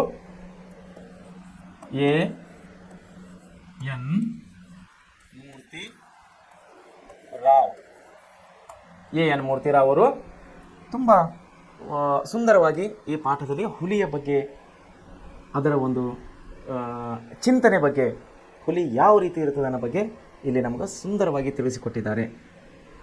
ಸೊ ಅದರ ಬಗ್ಗೆ ನಾವು ಇಲ್ಲಿ ನೋಡೋಣ. 2ನೇ ಪಾಠ ಕನ್ನಡ. ನಮ್ಮ ಕರ್ನಾಟಕ ಸರ್ಕಾರ ಇವತ್ತಿನ ಈ ವರ್ಷಕ್ಕೆ 10ನೇ ಕ್ಲಾಸಿಗೆ ಇಟ್ಟಿದ್ದಂತಹ ಕನ್ನಡ ಭಾಷೆಯಲ್ಲಿ 2ನೇ ಪಾಠ ವ್ಯಾಘ್ರಗೀತೆ. ಮೊದಲ ಭಾಷೆಯದು, ಕನ್ನಡದ ಮೊದಲ ಭಾಷೆಯಲ್ಲಿ 2ನೇ ಅಧ್ಯಾಯ. ಆಧುನಿಕ ಶಿಕ್ಷಣ ಕ್ಷೇತ್ರ ವಿಸ್ತಾರಗೊಂಡಂತೆಲ್ಲ, ಆಧುನಿಕ ಶಿಕ್ಷಣ ಕ್ಷೇತ್ರ ವಿಸ್ತಾರಗೊಂಡಂತೆಲ್ಲ ಸಾಹಿತ್ಯ ಕ್ಷೇತ್ರಗಳು ಹೊಸ ಹೊಸ ಆಯಾಮಗಳನ್ನು ಹೊಂದುತ್ತಾ ಬಂದಿದೆ. ಕಾವ್ಯ, ನಾಟಕ ಎಂಬ ಬೆರಳೆಣಿಕೆಯಷ್ಟು ಪ್ರಕಾರಗಳನ್ನು ಹೊಂದಿದ್ದ ಕನ್ನಡ ಸಾಹಿತ್ಯವು, ಕಾವ್ಯ, ನಾಟಕ ಎಂಬ ಬೆರಳೆಣಿಕೆಯಷ್ಟು ಪ್ರಕಾರಗಳನ್ನು ಹೊಂದಿದ್ದ ಕನ್ನಡ ಭಾಷೆಯು ಆಧುನಿಕ ಶಿಕ್ಷಣದಿಂದ, ಅದರಲ್ಲೂ ಇಂಗ್ಲಿಷ್ ಸಾಹಿತ್ಯ ಸಾಮೀಪ್ಯದಿಂದ ಭಾವಗೀತೆ, ಜೀವನ ಚರಿತ್ರೆ, ಪ್ರಬಂಧಗಳು, ಸಂಶೋಧನಾತ್ಮಕ ಲೇಖನಗಳೇ ಮೊದಲಾದ ಅನೇಕ ಪ್ರಕಾರಗಳನ್ನು ಕಂಡಿತು. ಪ್ರಬಂಧ ಪ್ರಕಾರ ಒಂದರಲ್ಲೇ ಲಲಿತ ಪ್ರಬಂಧ, ಹರಟೆ ಪ್ರಬಂಧ, ಸಂಶೋಧನಾತ್ಮಕ ಪ್ರಬಂಧ, ವೈಚಾರಿಕ ಪ್ರಬಂಧ, ವೈಜ್ಞಾನಿಕ ಪ್ರಬಂಧ, ಪ್ರವಾಸ ಪ್ರಬಂಧ ಮೊದಲಾದ ಒಳ ಪ್ರಭೇದಗಳನ್ನು ನೋಡಬಹುದು. ಲಲಿತ ಪ್ರಬಂಧ ಒಂದನ್ನು ಎಷ್ಟು ಸುಂದರವಾಗಿರಬಹುದೆನ್ನುವುದನ್ನು ಎನ್ ಮೂರ್ತಿರಾಯರು ಇಲ್ಲಿ ತೋರಿಸಿಕೊಟ್ಟಿದ್ದಾರೆ. ಹಿಂಸ ಪಶುಗಳು ಸಹ ಬದುಕುವಿಕೆ ಒಂದು ಆದರ್ಶವನ್ನು ಪಾಲಿಸುವಾಗ, ಹಿಂಸೆ ಪಶುಗಳು ಕೂಡ ಬದುಕುವುದಕ್ಕೆ ಒಂದು ಆದರ್ಶವನ್ನು ಪಾಲಿಸುವಾಗ ಪುಣ್ಯಭೂಮಿ ಭಾರತದಲ್ಲಿರುವ ಮನುಷ್ಯರು ಅಂದರೆ ನಾವು ಹಿರಿಯರ ಆದರ್ಶವನ್ನು ಪಾಲಿಸದಾಗದೆ, ಹಿರಿಯರ ಅಂದರೆ ನಮ್ಮ ಪೂರ್ವಜರ ಆದೇಶವನ್ನು ಪಾಲಿಸಲಿಕ್ಕೆ ನಮ್ಮ ಕೈಲಿ ಆಗ್ತಾ ಇಲ್ಲ, ಪಾಲಿಸದರಾಗದೆ ಎಂಬುದನ್ನು ವಿಡಂಬಿಸುವುದು ಇಲ್ಲಿನ ವಿಶೇಷ. ಸೊ ಈ ಪಾಠದ ವಿಶೇಷತೆ ಏನಿದೆ ಅಂದರೆ, ಹಿಂಸೆ ಕೊಡುವ ಪ್ರಾಣಿಗಳು ಕೂಡ ಬದುಕುವಿಕೆ ಒಂದು ಆದರ್ಶವನ್ನು ಇಟ್ಟುಕೊಂಡಿದ್ದಾವೆ. ಆದರೆ ಮನುಷ್ಯನು ಪುಣ್ಯಭೂಮಿಯಲ್ಲಿ ಹುಟ್ಟಿರುವಂಥ ನಾವು ಹಿರಿಯರ ಪಾಲನೆಗಳನ್ನು, ಹಿರಿಯರ ಆದೇಶಗಳನ್ನು ನಾವು ಎಷ್ಟರ ಮಟ್ಟಿಗೆ ಇವತ್ತು ನಾವು ಪಾಲನೆ ಮಾಡ್ತಾ ಇದ್ದೀವಿ ಅಂದರೆ, ನಮ್ಮ ತಂದೆ, ತಾಯಿ, ಮುತ್ಯ, ಅಜ್ಜ ಅವರೆಲ್ಲ ಹಾಕಿಕೊಟ್ಟ ಮಾರ್ಗದಲ್ಲಿ ನಾವು ನಡೀತಾ ಇದ್ದೇವಾ? ಅವರು ಹೇಳಿಕೊಟ್ಟಂತಹ ಆದೇಶಗಳನ್ನು ನಾವು ಪಾಲನೆ ಮಾಡ್ತಾ ಇದ್ದೇವಾ? ನಮ್ಮಷ್ಟಕ್ಕೆ ನಾವು ಪ್ರಶ್ನೆ ಹಾಕಿಕೊಳ್ಳಬೇಕಾಗಿದೆ. ಯಾಕಂದರೆ ಇಲ್ಲಿ ಜೀವನ ಮಾಡಲಿಕ್ಕೆ, ಬದುಕಲಿಕ್ಕೆ ಹಿಂಸೆ ಕೊಡುವಂಥ ಪ್ರಾಣಿಗಳು ಕೂಡ ಕೆಲವೊಂದು ಸಾರಿ ಅವು ತನ್ನ ಆದರ್ಶವನ್ನು ಎತ್ತಿ ಹಿಡಿತಾ ಇವೆ, ಹಿಂಸೆ ಪ್ರಾಣಿಗಳು. ಆದರೆ ಮನುಷ್ಯನು ಏನು ಮಾಡ್ತಾ ಇದ್ದಾನೆ ಅನ್ನೋದನ್ನು ನಾವು ಮುಂಬರುವ ವಿಷಯದಲ್ಲಿ ನೋಡೋರಾಗಿದ್ದೇವೆ. ಸೊ ಮುಂದೇನು ಬರ್ಕೊಡ್ತಾ ಇದ್ದಾರೆ ಇಲ್ಲಿ, ಎಲೆ ಬೆಕ್ಕೆ. ಬೆಕ್ಕಂದ್ರೆ ಗೊತ್ತಲ್ಲ, ಬೆಕ್ಕು, ಕ್ಯಾಟ್, ಸಿ ಫಾರ್ ಕ್ಯಾಟ್. ಎಲೆ ಬೆಕ್ಕೆ, ಬೆಕ್ಕೆ ರೂಪಿನಿಂದಲೇ ಹುಲಿಯ ಜಾತಿಗೆ ಸೇರಿದನೆಂದು ಗರ್ವಿಸಬೇಡ. ನೋಡಿ, ಎಲೆ ಬೆಕ್ಕೆ ಜಾತಿವನಿಂದ, ಬೆಕ್ಕೆ ರೂಪಿನಿಂದಲೇ. ಸ್ವಲ್ಪ ಅಬ್ಸರ್ವ್ ಮಾಡಿರಿ, ಬೆಕ್ಕಿಗೆ ನೋಡಿದರೆ ಹುಲಿಗೆ ನೋಡಿದ್ರೆ ಎಷ್ಟು ಡಿಫರೆನ್ಸ್ ಅನ್ನಿಸ್ತದೆ ನಿಮಗೆ. ಫೇಸ್, ಮುಖ, ಕಣ್ಣು, ನೋವು, ಅದರ ಮೀಸೆ, ಅದರ ಬಾಯಿ, ಅದರ ಕಿವಿಗಳು, ಹೆಂಗೆ ಅನ್ನಿಸ್ತಲ್ಲ? ಬೆಕ್ಕಿನ ಮೂತಿದವನು ಅಂತ ಬೈತಾರೆ ಕೆಲವೊಬ್ಬರು, ಹುಲಿ ಇದ್ದಂಗೆ ಇದ್ದೀನಿ ಅಂತಾರೆ, ಹೌದಲ್ಲ? ಅದೇ ಕೊಟ್ಟಿದ್ದಾನೆ ಇಲ್ಲಿ ಲೇಖಕರು. ಏನು ಕೊಟ್ಟಿದ್ದಾರೆ? ಎಲೆ ಬೆಕ್ಕಿನ ರೂಪದಿಂದಲೇ ಹುಲಿ ಜಾತಿಗೆ ಸೇರಿದವನೆಂದು ಗೌರವಿಸಪಡಬೇಡ, ಗರ್ವ ಪಡಬೇಡ ಎಂದು ಬರೆಯದ ಕವಿಯ ವಿಷಯದಲ್ಲಿ ನನಗೆ ಬಹಳ ಗೌರವ ಉಂಟು. ಆತ ಹುಲಿಯನ್ನು ಕೇವಲ ಹಿಂಸೆ ಪರಶುವೆಂದು ತಿರಸ್ಕರಿಸಲಿಲ್ಲ, ಅದರ ಜಾತಿಗೆ ಸೇರುವುದು ಹೆಮ್ಮೆಯ ವಿಷಯವೆಂದು ಮನಗಂಡಿದನು. ನೋಡಿ, ಹುಲಿ ಪ್ರಾಣಿಗಳನ್ನು ಕೊಂದು ತಿನ್ನುವುದೇನೋ ಉಂಟು. ಹುಲಿ ಏನು ಮಾಡ್ತೀರಿ? ಪ್ರಾಣಿಗಳನ್ನು ತಿಂದೇ ಅದು ಬದುಕಬೇಕು, ಹೌದಲ್ಲ? ಹುಲಿ ಪ್ರಾಣಿಗಳನ್ನು ಕೊಂದು ತಿನ್ನುವುದೇನೋ ಉಂಟು. ಆದರೆ ನಿಷ್ಪಕ್ಷಪಾತವಾದ ದೃಷ್ಟಿಯಿಂದ ನೋಡಿದರೆ, ಪಕ್ಷಪಾತವಿಲ್ಲದ ದೃಷ್ಟಿಯಿಂದ ನಾವು ಹುಲಿಯನ್ನು ನೋಡಿದರೆ ಅದರಲ್ಲಿ ತಪ್ಪೇನಿದೆ? ಏನು ತಪ್ಪಿಲ್ಲ, ಅದು ಹಿಂಸೆ ಕೊಡ್ತಂದ್ರೆ ತಪ್ಪೇನಿಲ್ಲ. ಯಾಕ? ಅದರ ಕಾಯಕನೇ ಅದೇ ಇದೆ, ಅದರ ಕೆಲಸನೇ ಅದೇ ಇದೆ. ಹುಲಿ ಅಂದಮೇಲೆ ಅದು ಇನ್ನೊಂದು ವಸ್ತುವನ್ನು, ಇನ್ನೊಂದು ಪ್ರಾಣಿಯನ್ನು ತಿಂದೇ ಅದು ಬದುಕಬೇಕು, ತಪ್ಪೇನಿಲ್ಲ, ಅದರದ್ದೇನು ತಪ್ಪಿಲ್ಲ. ಮುಂದೆ ನೋಡಿ, ಶಾಕಾಹಾರವನ್ನು ತಿಂದು ಬದುಕಬಹುದಾದ ಮಾನವನೇ, ಶಾಕಾಹಾರ ಅಂದರೆ ತರಕಾರಿ ತಿಂದು ಬದುಕಬಹುದಾದ ಮನುಷ್ಯನೇ ಮಾಂಸವನ್ನು ತಿನ್ನಬಹುದಾದರೆ ಯಾರು? ಮನುಷ್ಯ. ಹಾಗಾದರೆ ಹುಲಿಯಲ್ಲಿ ಅದು ದೊಡ್ಡ ಅಪರಾಧ ಎಲ್ಲಿ? ಹುಲಿ ಹಿಂಸೆ ಮಾಡಿದ್ರೆ ಅಪರಾಧ ಹೆಂಗಾಗ್ತದೆ ಅದು? ಯಾಕಂದರೆ ಸಸ್ಯಾಹಾರವನ್ನೇ, ವೆಜಿಟೇಬಲ್ ತಿಂದು, ತರಕಾರಿ ತಿಂದು ಬದುಕಬಹುದು ಮನುಷ್ಯನು. ಆದರೂ ಕೂಡ ಇವನು ಪ್ರಾಣಿಗಳನ್ನು ಹಿಂಸೆ ಮಾಡ್ತಾನೆ. ಪ್ರಾಣಿಗಳನ್ನು ಹಿಂಸೆ ಮಾಡಿ ಮಾಂಸವನ್ನು ತಿಂದು ಬದುಕ್ತಾನೆ ಮನುಷ್ಯ ಅಂದಮೇಲೆ ಅದು ಆಲ್ರೆಡಿ ಕ್ರೂರ ಪ್ರಾಣಿ ಆಗಿದ್ದರಿಂದ ಯಾವುದು ಹುಲಿ, ಅದು ಇನ್ನೊಂದು ಪ್ರಾಣಿಯ ಹತ್ಯೆ ಮಾಡಿದರೆ ಅದರಲ್ಲಿ ತಪ್ಪೇನೇ ಇಲ್ಲ ಅಂಥೇಳಿ ನಮ್ಮ ಲೇಖಕರಲ್ಲಿ ಸುಂದರವಾಗಿ ನಮಗೆ ಕೊಡ್ತಾ ಇದ್ದಾರೆ. ನೋಡಿ, ಅದರಲ್ಲಿ ಅಪರಾಧ ಏನಿಲ್ಲ ಅಂತ ಹೇಳ್ತಾ ಇದ್ದಾರೆ. ಅದು ಆಹಾರಕವಾಗಿ ಕೊಲ್ಲುವುದರೇನೂ ತಪ್ಪೇನಿಲ್ಲ. ಹಾಗೆ ಕೊಲ್ಲುವಾಗ ಯಾವುದಾದರೊಂದು ಧರ್ಮವನ್ನು ಅನುಸರಿಸಿ ಕೊಲ್ಲುತ್ತದೆಯೇ ಅಥವಾ ಧರ್ಮ ಮಾರ್ಗಗಳ ಲೆಕ್ಕವನ್ನೇ ಇಡದೆ ಸ್ವಚ್ಛಂದದಿಂದ ವರ್ತಿಸುತ್ತದೆಯೇ ಎಂಬುದೇ ಮುಖ್ಯ ಪ್ರಶ್ನೆ. ಸೊ ಹುಲಿ ಕಾಡಿನಲ್ಲಿ ಪ್ರಾಣಿಗಳನ್ನು ಬೇಟೆಯಾಡುತ್ತದೆ. ಅದು ಬೇಟೆಯಾಡುವಾಗ ಅದು ಅದರಾದ ಧರ್ಮ, ಅದರ ಧರ್ಮ, ಹುಲಿಯ ಧರ್ಮವನ್ನು ಪಾಲಿಸಿದೆ ಅಥವಾ ಇಲ್ಲ ಅನ್ನೋದು ನಾವು ನೋಡುವುದು ಇಲ್ಲಿ ತುಂಬ ಮುಖ್ಯವಾಗ್ತದೆ. ಹುಲಿಗೆ ಧರ್ಮವೇನು ಬಂತು ಎನ್ನಬಹುದು, ಒಂದೊಂದು ಸಾರಿ ಅಂತೇವು. ಇವಾಗ ಕೂಡ ನಾವು ದಕ್ಷಿಣ ಕನ್ನಡದಲ್ಲಿರುವಂಥ ಕೆಲವೊಂದು ಮಂಗಳೂರು, ಚಿಕ್ಕಮಗಳೂರು, ಹಾಸನ, ಕೊಡಗು ಪೇಪರ್ನಲ್ಲಿ ದಿನನಿತ್ಯ ಬರ್ತಾ ಇರ್ತಾರೆ. ಆ ಊರಲ್ಲಿ ಹುಲಿ ಪ್ರತ್ಯಕ್ಷ, ಈ ಊರಲ್ಲಿ ಹುಲಿ ಪ್ರತ್ಯಕ್ಷ, ಚಿರತೆ ಪ್ರತ್ಯಕ್ಷ, ಆನೆಗಳ ಪ್ರತ್ಯಕ್ಷ, ಹೀಗೆಲ್ಲ ನಾವು ನ್ಯೂಸ್ನಲ್ಲಿ, ಟಿ ವಿನಲ್ಲಿ ತಾವು ನ್ಯೂಸ್ ನೋಡ್ತಾ ಇದ್ದರೆ ತುಂಬ ಒಳ್ಳೆಯದು. ಇಲ್ಲ ಅಂದರೆ ಅಟ್ಲೀಸ್ಟ್ ವಾರ್ತೆಗಳು ಕೂಡ ತಾವು ನೋಡಬೇಕು. ವಿದ್ಯಾರ್ಥಿಗಳು ಟಿ ವಿ ನ್ಯೂಸ್ ನೋಡಲೇಬೇಕು ತಾವು. ಇಲ್ಲ ಟಿ ವಿ ಇಲ್ಲ, ನೋಡಲಿಕ್ಕಾಗಿಲ್ಲ, ದಿನಪತ್ರಿಕೆಗಳು ಕೂಡ ತಾವು ನೋಡಲೇಬೇಕು. ಇದು ನನ್ನ ರಿಕ್ವೆಸ್ಟ್ ನಿಮಗೆ, ನೋಡಲೇಬೇಕು. ಯಾಕಂದರೆ ಅದರಿಂದ ದಿನಪತ್ರಿಕೆಯಿಂದ ಮತ್ತು ನ್ಯೂಸ್ನಿಂದ ತುಂಬ ಜ್ಞಾನಗಳು ಸಿಗುತ್ತವೆ ಮನುಷ್ಯನಿಗೆ. ಹೊಸ ಹೊಸ ವಿಷಯಗಳನ್ನು, ಪ್ರಚಲಿತ ಘಟನೆಗಳನ್ನು ಅದರಲ್ಲಿ ಸಿಗುತ್ತವೆ ಪೇಪರ್ನಲ್ಲಿ, ನ್ಯೂಸ್ ಪೇಪರ್ನಲ್ಲಿ. ಸೊ ಅದಕ್ಕಾಗಿ ನಾನು ನಿಮ್ಮನ್ನು ರಿಕ್ವೆಸ್ಟ್ ಮಾಡ್ತೀನಿ, ತಾವು ನ್ಯೂಸ್ಗಳು ನೋಡಲೇಬೇಕು, ಪತ್ರಿಕೆಗಳನ್ನು ಓದಲೇಬೇಕು. ಒಂದು ವೇಳೆ ಅದು ಸಾಧ್ಯ ಆಗಿಲ್ಲ ಅಂದರೆ ಇದು ಮಾಡಿ, ಅಥವಾ ಇದು ಸಾಧ್ಯ ಆಗಿಲ್ಲ ಅದನ್ನು ಮಾಡಿ. ಇದನ್ನು ನಿಮಗೆ ಯಾಕೆ ಹೇಳ್ತಾ ಇದ್ದೀನಿ ಅಂದರೆ, ಹುಲಿಗೆ ಧರ್ಮ ಏನು ಬಂತ ಎನ್ನಬಹುದು. ಇತರ ದೇಶಗಳಲ್ಲಿರುವ ಹುಲಿಗಳ ವಿಷಯ ಹೇಗೋ ನನಗೆ ತಿಳಿಯೋದು. ಆದರೆ ಯಾವ ನಾಡಿನಲ್ಲಿ ಶ್ರೀರಾಮನಂತಹ ದೊರೆಗಳು ಆಳಿದರೋ, ಭಗವದ್ಗೀತೆಯಂತಹ ಗ್ರಂಥ ಉದ್ಭವಿಸಿತೋ, ಆ ಭರತ ಭೂಮಿಯಲ್ಲಿ ಹುಲಿಗಳಾದರೂ ಅಧರ್ಮಕ್ಕೆ ಗೋಡುವುದುಂಟೆ. ಈಚೆಗೆ ನನ್ನ ಬಂಧು ಕೃಷ್ಣಮೂರ್ತಿ ನನ್ನ ವಂಶದವರೊಬ್ಬರ ಅನುಭವದ ಕಥೆಯನ್ನು ಹೇಳಿದ. ಅದನ್ನು ಕೇಳಿದ ಮೇಲೆ ನನಗೆ ಹುಲಿಯ ಧರ್ಮಶ್ರದ್ಧೆಯ ಅರಿವಾಯಿತು. ನೋಡಿ, ಲೇಖಕರು ಏನಂತ ಇದ್ದಾರೆ, ಹುಲಿಗೆ ಧರ್ಮ ಅಂತ ಇದೆ. ಯಾವ್ಯಾವ ದೇಶದಲ್ಲಿ ಯಾವ್ಯಾವ ರೀತಿ ಹುಲಿಗಳು ಯಾವ ರೀತಿ ಧರ್ಮವನ್ನು ಆದರೆ ಭರತ ಭೂಮಿಯಲ್ಲಿ ಹುಟ್ಟಿದಂತಹ ನಮ್ಮ ಹುಲಿಗಳು ನಮ್ಮ ಧರ್ಮವನ್ನು ಪಾಲನೆ ಮಾಡ್ತವೆ ಅಂತೇಳಿ ನಮ್ಮ ಲೇಖಕರಲ್ಲಿ ತನ್ನ ಆಶಯವನ್ನು ವ್ಯಕ್ತಪಡಿಸ್ತಾ ಇದ್ದಾರೆ. ಏನಂತ ಇದ್ದಾರೆ, ಯಾವ ನಾಡಿನಲ್ಲಿ ಶ್ರೀರಾಮನಂತ ದೊರೆಗಳು ಆಡಿದರು, ನಮ್ಮ ಭಾರತ ದೇಶದಲ್ಲಿ ಭಗವದ್ಗೀತೆ ಅಂತ ಗ್ರಂಥವನ್ನು ಇಲ್ಲಿ ಉದ್ಭವಿಸ್ತು. ಅಂತಹ ಒಂದು ಭೂಮಿಯಲ್ಲಿ ಹುಲಿಗಳಾದರೂ ಕೂಡ ತಮ್ಮ ಧರ್ಮವನ್ನು ಪಾಲನೆ ಮಾಡ್ತವೆ ಅಂಥೇಳಿ ಅನ್ನಂತಹ ವಾಕ್ಯವನ್ನು ಇಲ್ಲಿ ನಮಗೆ ವಿಷಯವನ್ನು ಲೇಖಕರು ನಮಗೆ ಹೇಳ್ತಾ ಇದ್ದಾರೆ. ಅಲ್ಲಿ ಏನಾಗ್ತಾ ಇದ್ದಾರೆ, ಈಚೆಗೆ ಅಂದರೆ ಅವರ ರಿಲೇಷನ್, ಅವರ ಬಂಧು ಬಳಗದಲ್ಲಿ ಒಬ್ಬರ ಹೆಸರು ಅವರು ಕೃಷ್ಣಮೂರ್ತಿ ಅಂತೇಳಿ ಅವರ ವಂಶದವರೊಬ್ಬರು ಅವರ ಅನುಭವದ ಒಂದು ಕಥೆಯನ್ನು ಹೇಳ್ತಾರೆ ಇವರಿಗೆ. ಯಾರಿಗೆ? ನಮ್ಮ ಲೇಖಕರಿಗೆ, ಮೂರ್ತಿರಾವ್ ಅವರಿಗೆ. ಅದು ಯಾವ ರೀತಿ ಕಥೆ ಹೇಳ್ತಾ ಇದ್ದಾರೆ ಅಂದರೆ, ಅದನ್ನು ಕೇಳಿ ನನಗೆ ಹುಲಿಯ ಧರ್ಮಶ್ರದ್ಧೆ ಅರಿವಾಯಿತು. ಅಂದರೆ ಇಲ್ಲಿ ಕೃಷ್ಣಮೂರ್ತಿ ಅವರು ಏನು ಮಾಡ್ತಾ ಇದ್ದಾರೆ, ಮೂರ್ತಿರಾವ್ ಅವರಿಗೆ ಒಂದು ಹುಲಿಯ ಕಥೆಯನ್ನು ಹೇಳ್ತಾ ಇದ್ದಾರೆ. ಇಲ್ಲಿ ಆ ಹಿಂದಕ್ಕಿನ ಕಾಲದ ಕಥೆಗಳಂದರೆ ತುಂಬ ಇಂಟ್ರೆಸ್ಟ್, ತುಂಬ ರುಚಿಕರವಾದವು, ತುಂಬ ಸಾರವುಳ್ಳವು, ಅಂದರೆ ಅಂಥ ಅಮೂಲ್ಯವಾದಂಥ ವಿಷಯಗಳನ್ನು ಒಳಗೊಂಡಂಥ ಕಥೆಗಳನ್ನು ನಾವು ನಮ್ಮ ಅಜ್ಜಿಗಳಿಂದ ಕೇಳಿದ್ದೀವಿ. ನೀವು ಕೂಡ ಕೇಳಿರ್ತೀರಿ ಅನ್ಕೋತೀನಿ. ಇವಾಗಿನ ಕಥೆಗಳು ಬೇರೆ, ಹಳೆ ಕಥೆಗಳು ಬೇರೆ. ಸೊ ಹಳೆ ಕಥೆಗಳು ಸಿಕ್ಕರೆ ಇವಾಗ ಕೂಡ ಕೇಳ್ರಿ. ಯಾರಾದರೂ ಹಳ್ಳಿಯಲ್ಲಿ ಅಜ್ಜಿಗಳು ಸಿಕ್ಕರೆ ಕಥೆಗಳನ್ನು ಕೇಳ್ರಿ. ತುಂಬ ಮುಖ್ಯವಾದಂಥ ಕಥೆಗಳಿರ್ತವೆ, ತುಂಬ ಇಂಟ್ರೆಸ್ಟಿಂಗ್ ಕಥೆಗಳಿರ್ತವೆ. ಸೊ ಇಲ್ಲಿ ಏನಾಗಿದೆ, ಕೃಷ್ಣಮೂರ್ತಿಯವರು ಮೂರ್ತಿರಾವರಿಗೆ ಒಂದು ಕಥೆಯನ್ನು ಹೇಳ್ತಾ ಇದ್ದಾರೆ. ಆ ಕಥೆಯಲ್ಲಿ ಹುಲಿಯ ಒಂದು ಪಾತ್ರದ ಬಗ್ಗೆ ಹೇಳ್ತಾ ಇದ್ದಾರೆ.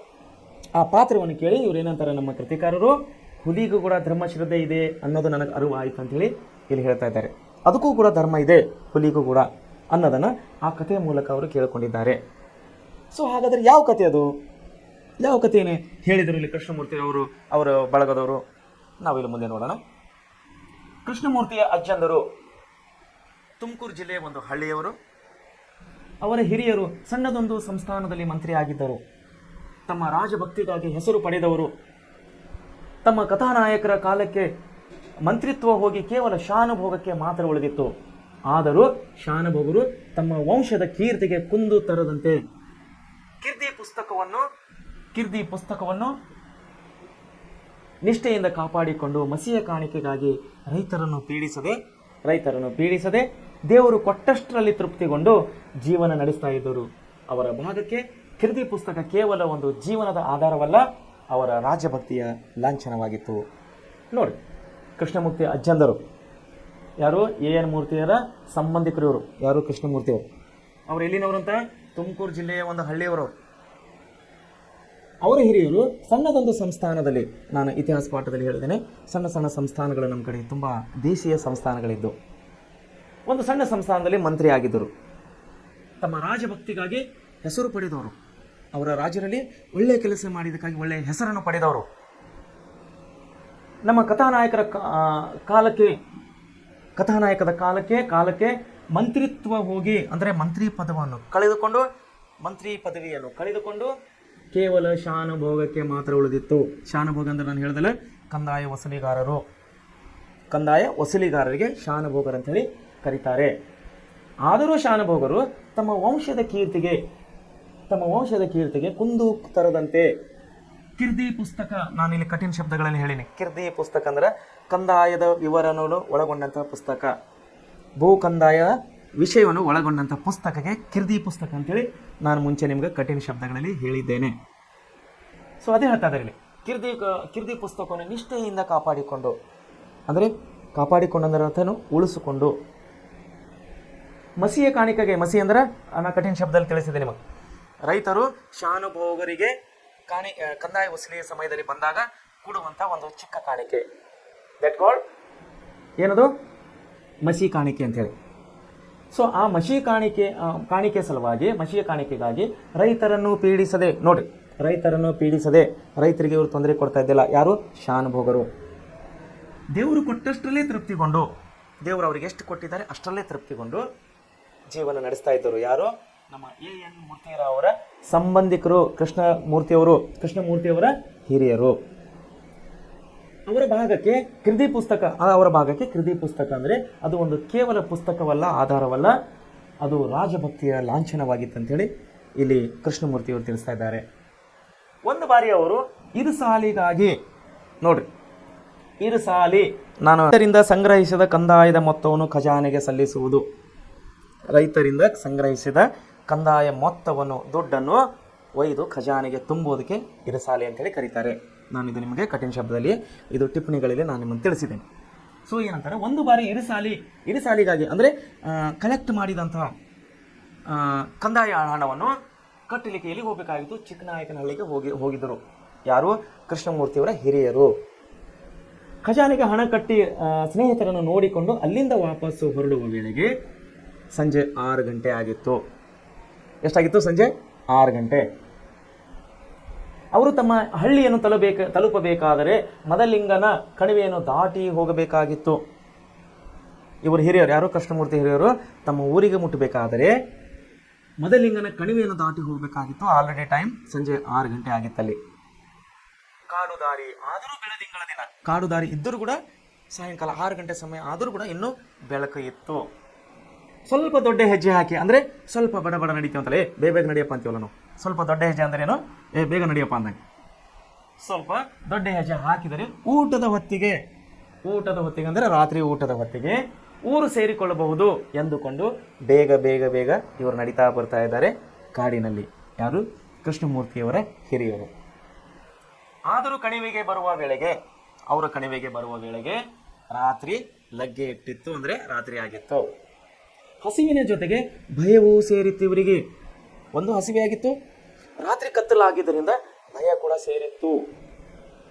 ಅವರ ಕಾಲು ಮತ್ತಷ್ಟು ಚುರುಕಾಯಿತು. ಒಂದು ಕಡೆ ಹಸಿವೆ ಆಗಿದೆ, ಎರಡನೇದು ಭಯ ಸೇರಿಕೊಂಡಿದೆ.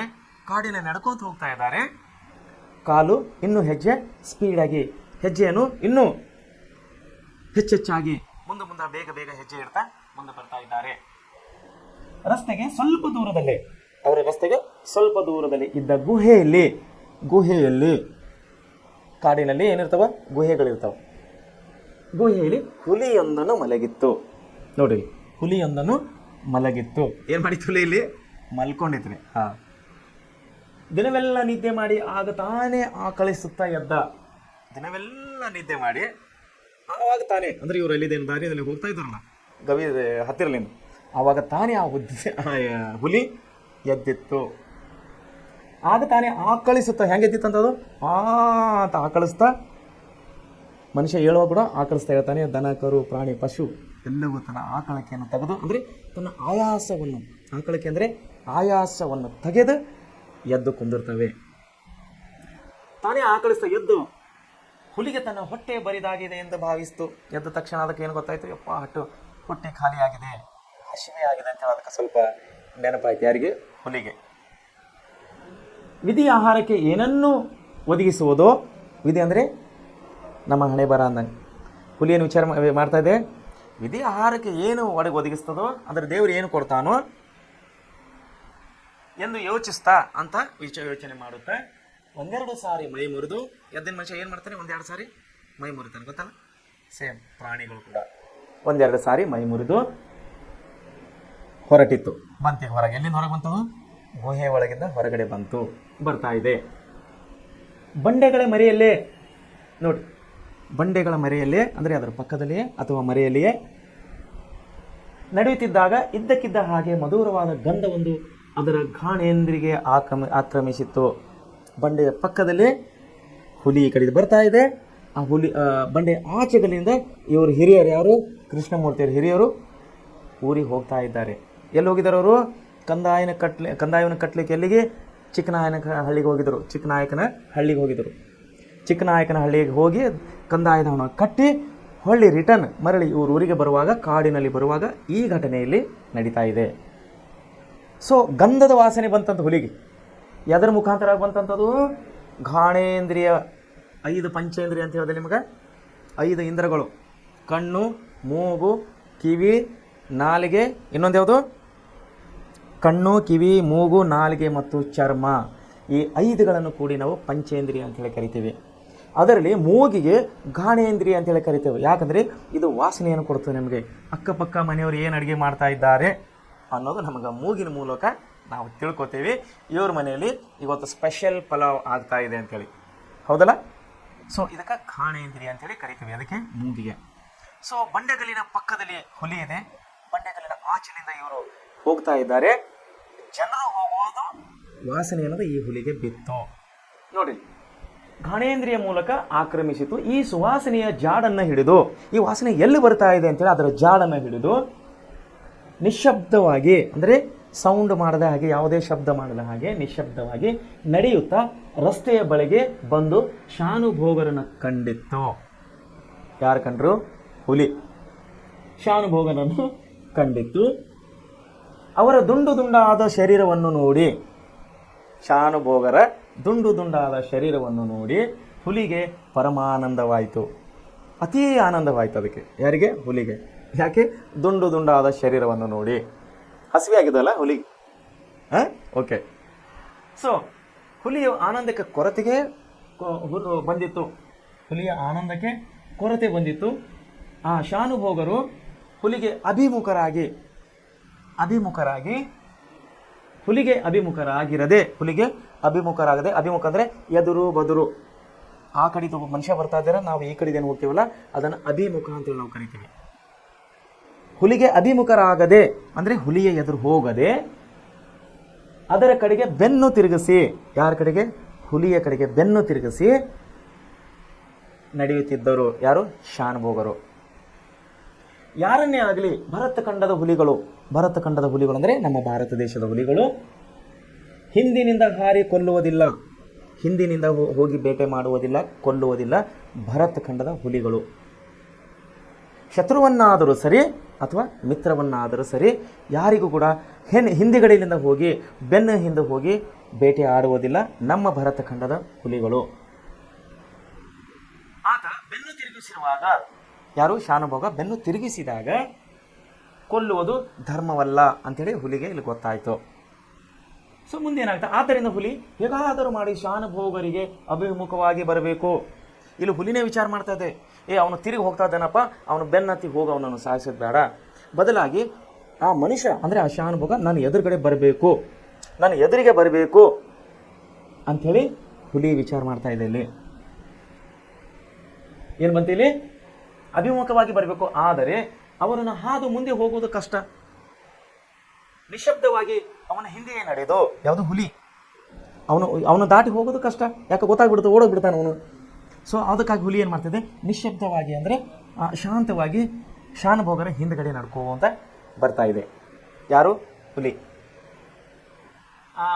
ಅನಂತರ ಅವನ ಮುಂಭಾಗಕ್ಕೆ ನೆಗೆದು, ಅಂದರೆ ನಿಯರ್ ಬೈ ಅಂದರೆ ಸಮೀಪ ಬಂದು ಅವನ ಮುಂಭಾಗಕ್ಕೆ ನೆಗೆದು ಅಂದರೆ ಜಿಗಿದು, ಯಾರ ಮುಂಭಾಗಕ್ಕೆ ಶಾನುಭೋಗರ ಎದುರುಗಡೆ ಜಿಗಿದು, ಮುಂಭಾಗಕ್ಕೆ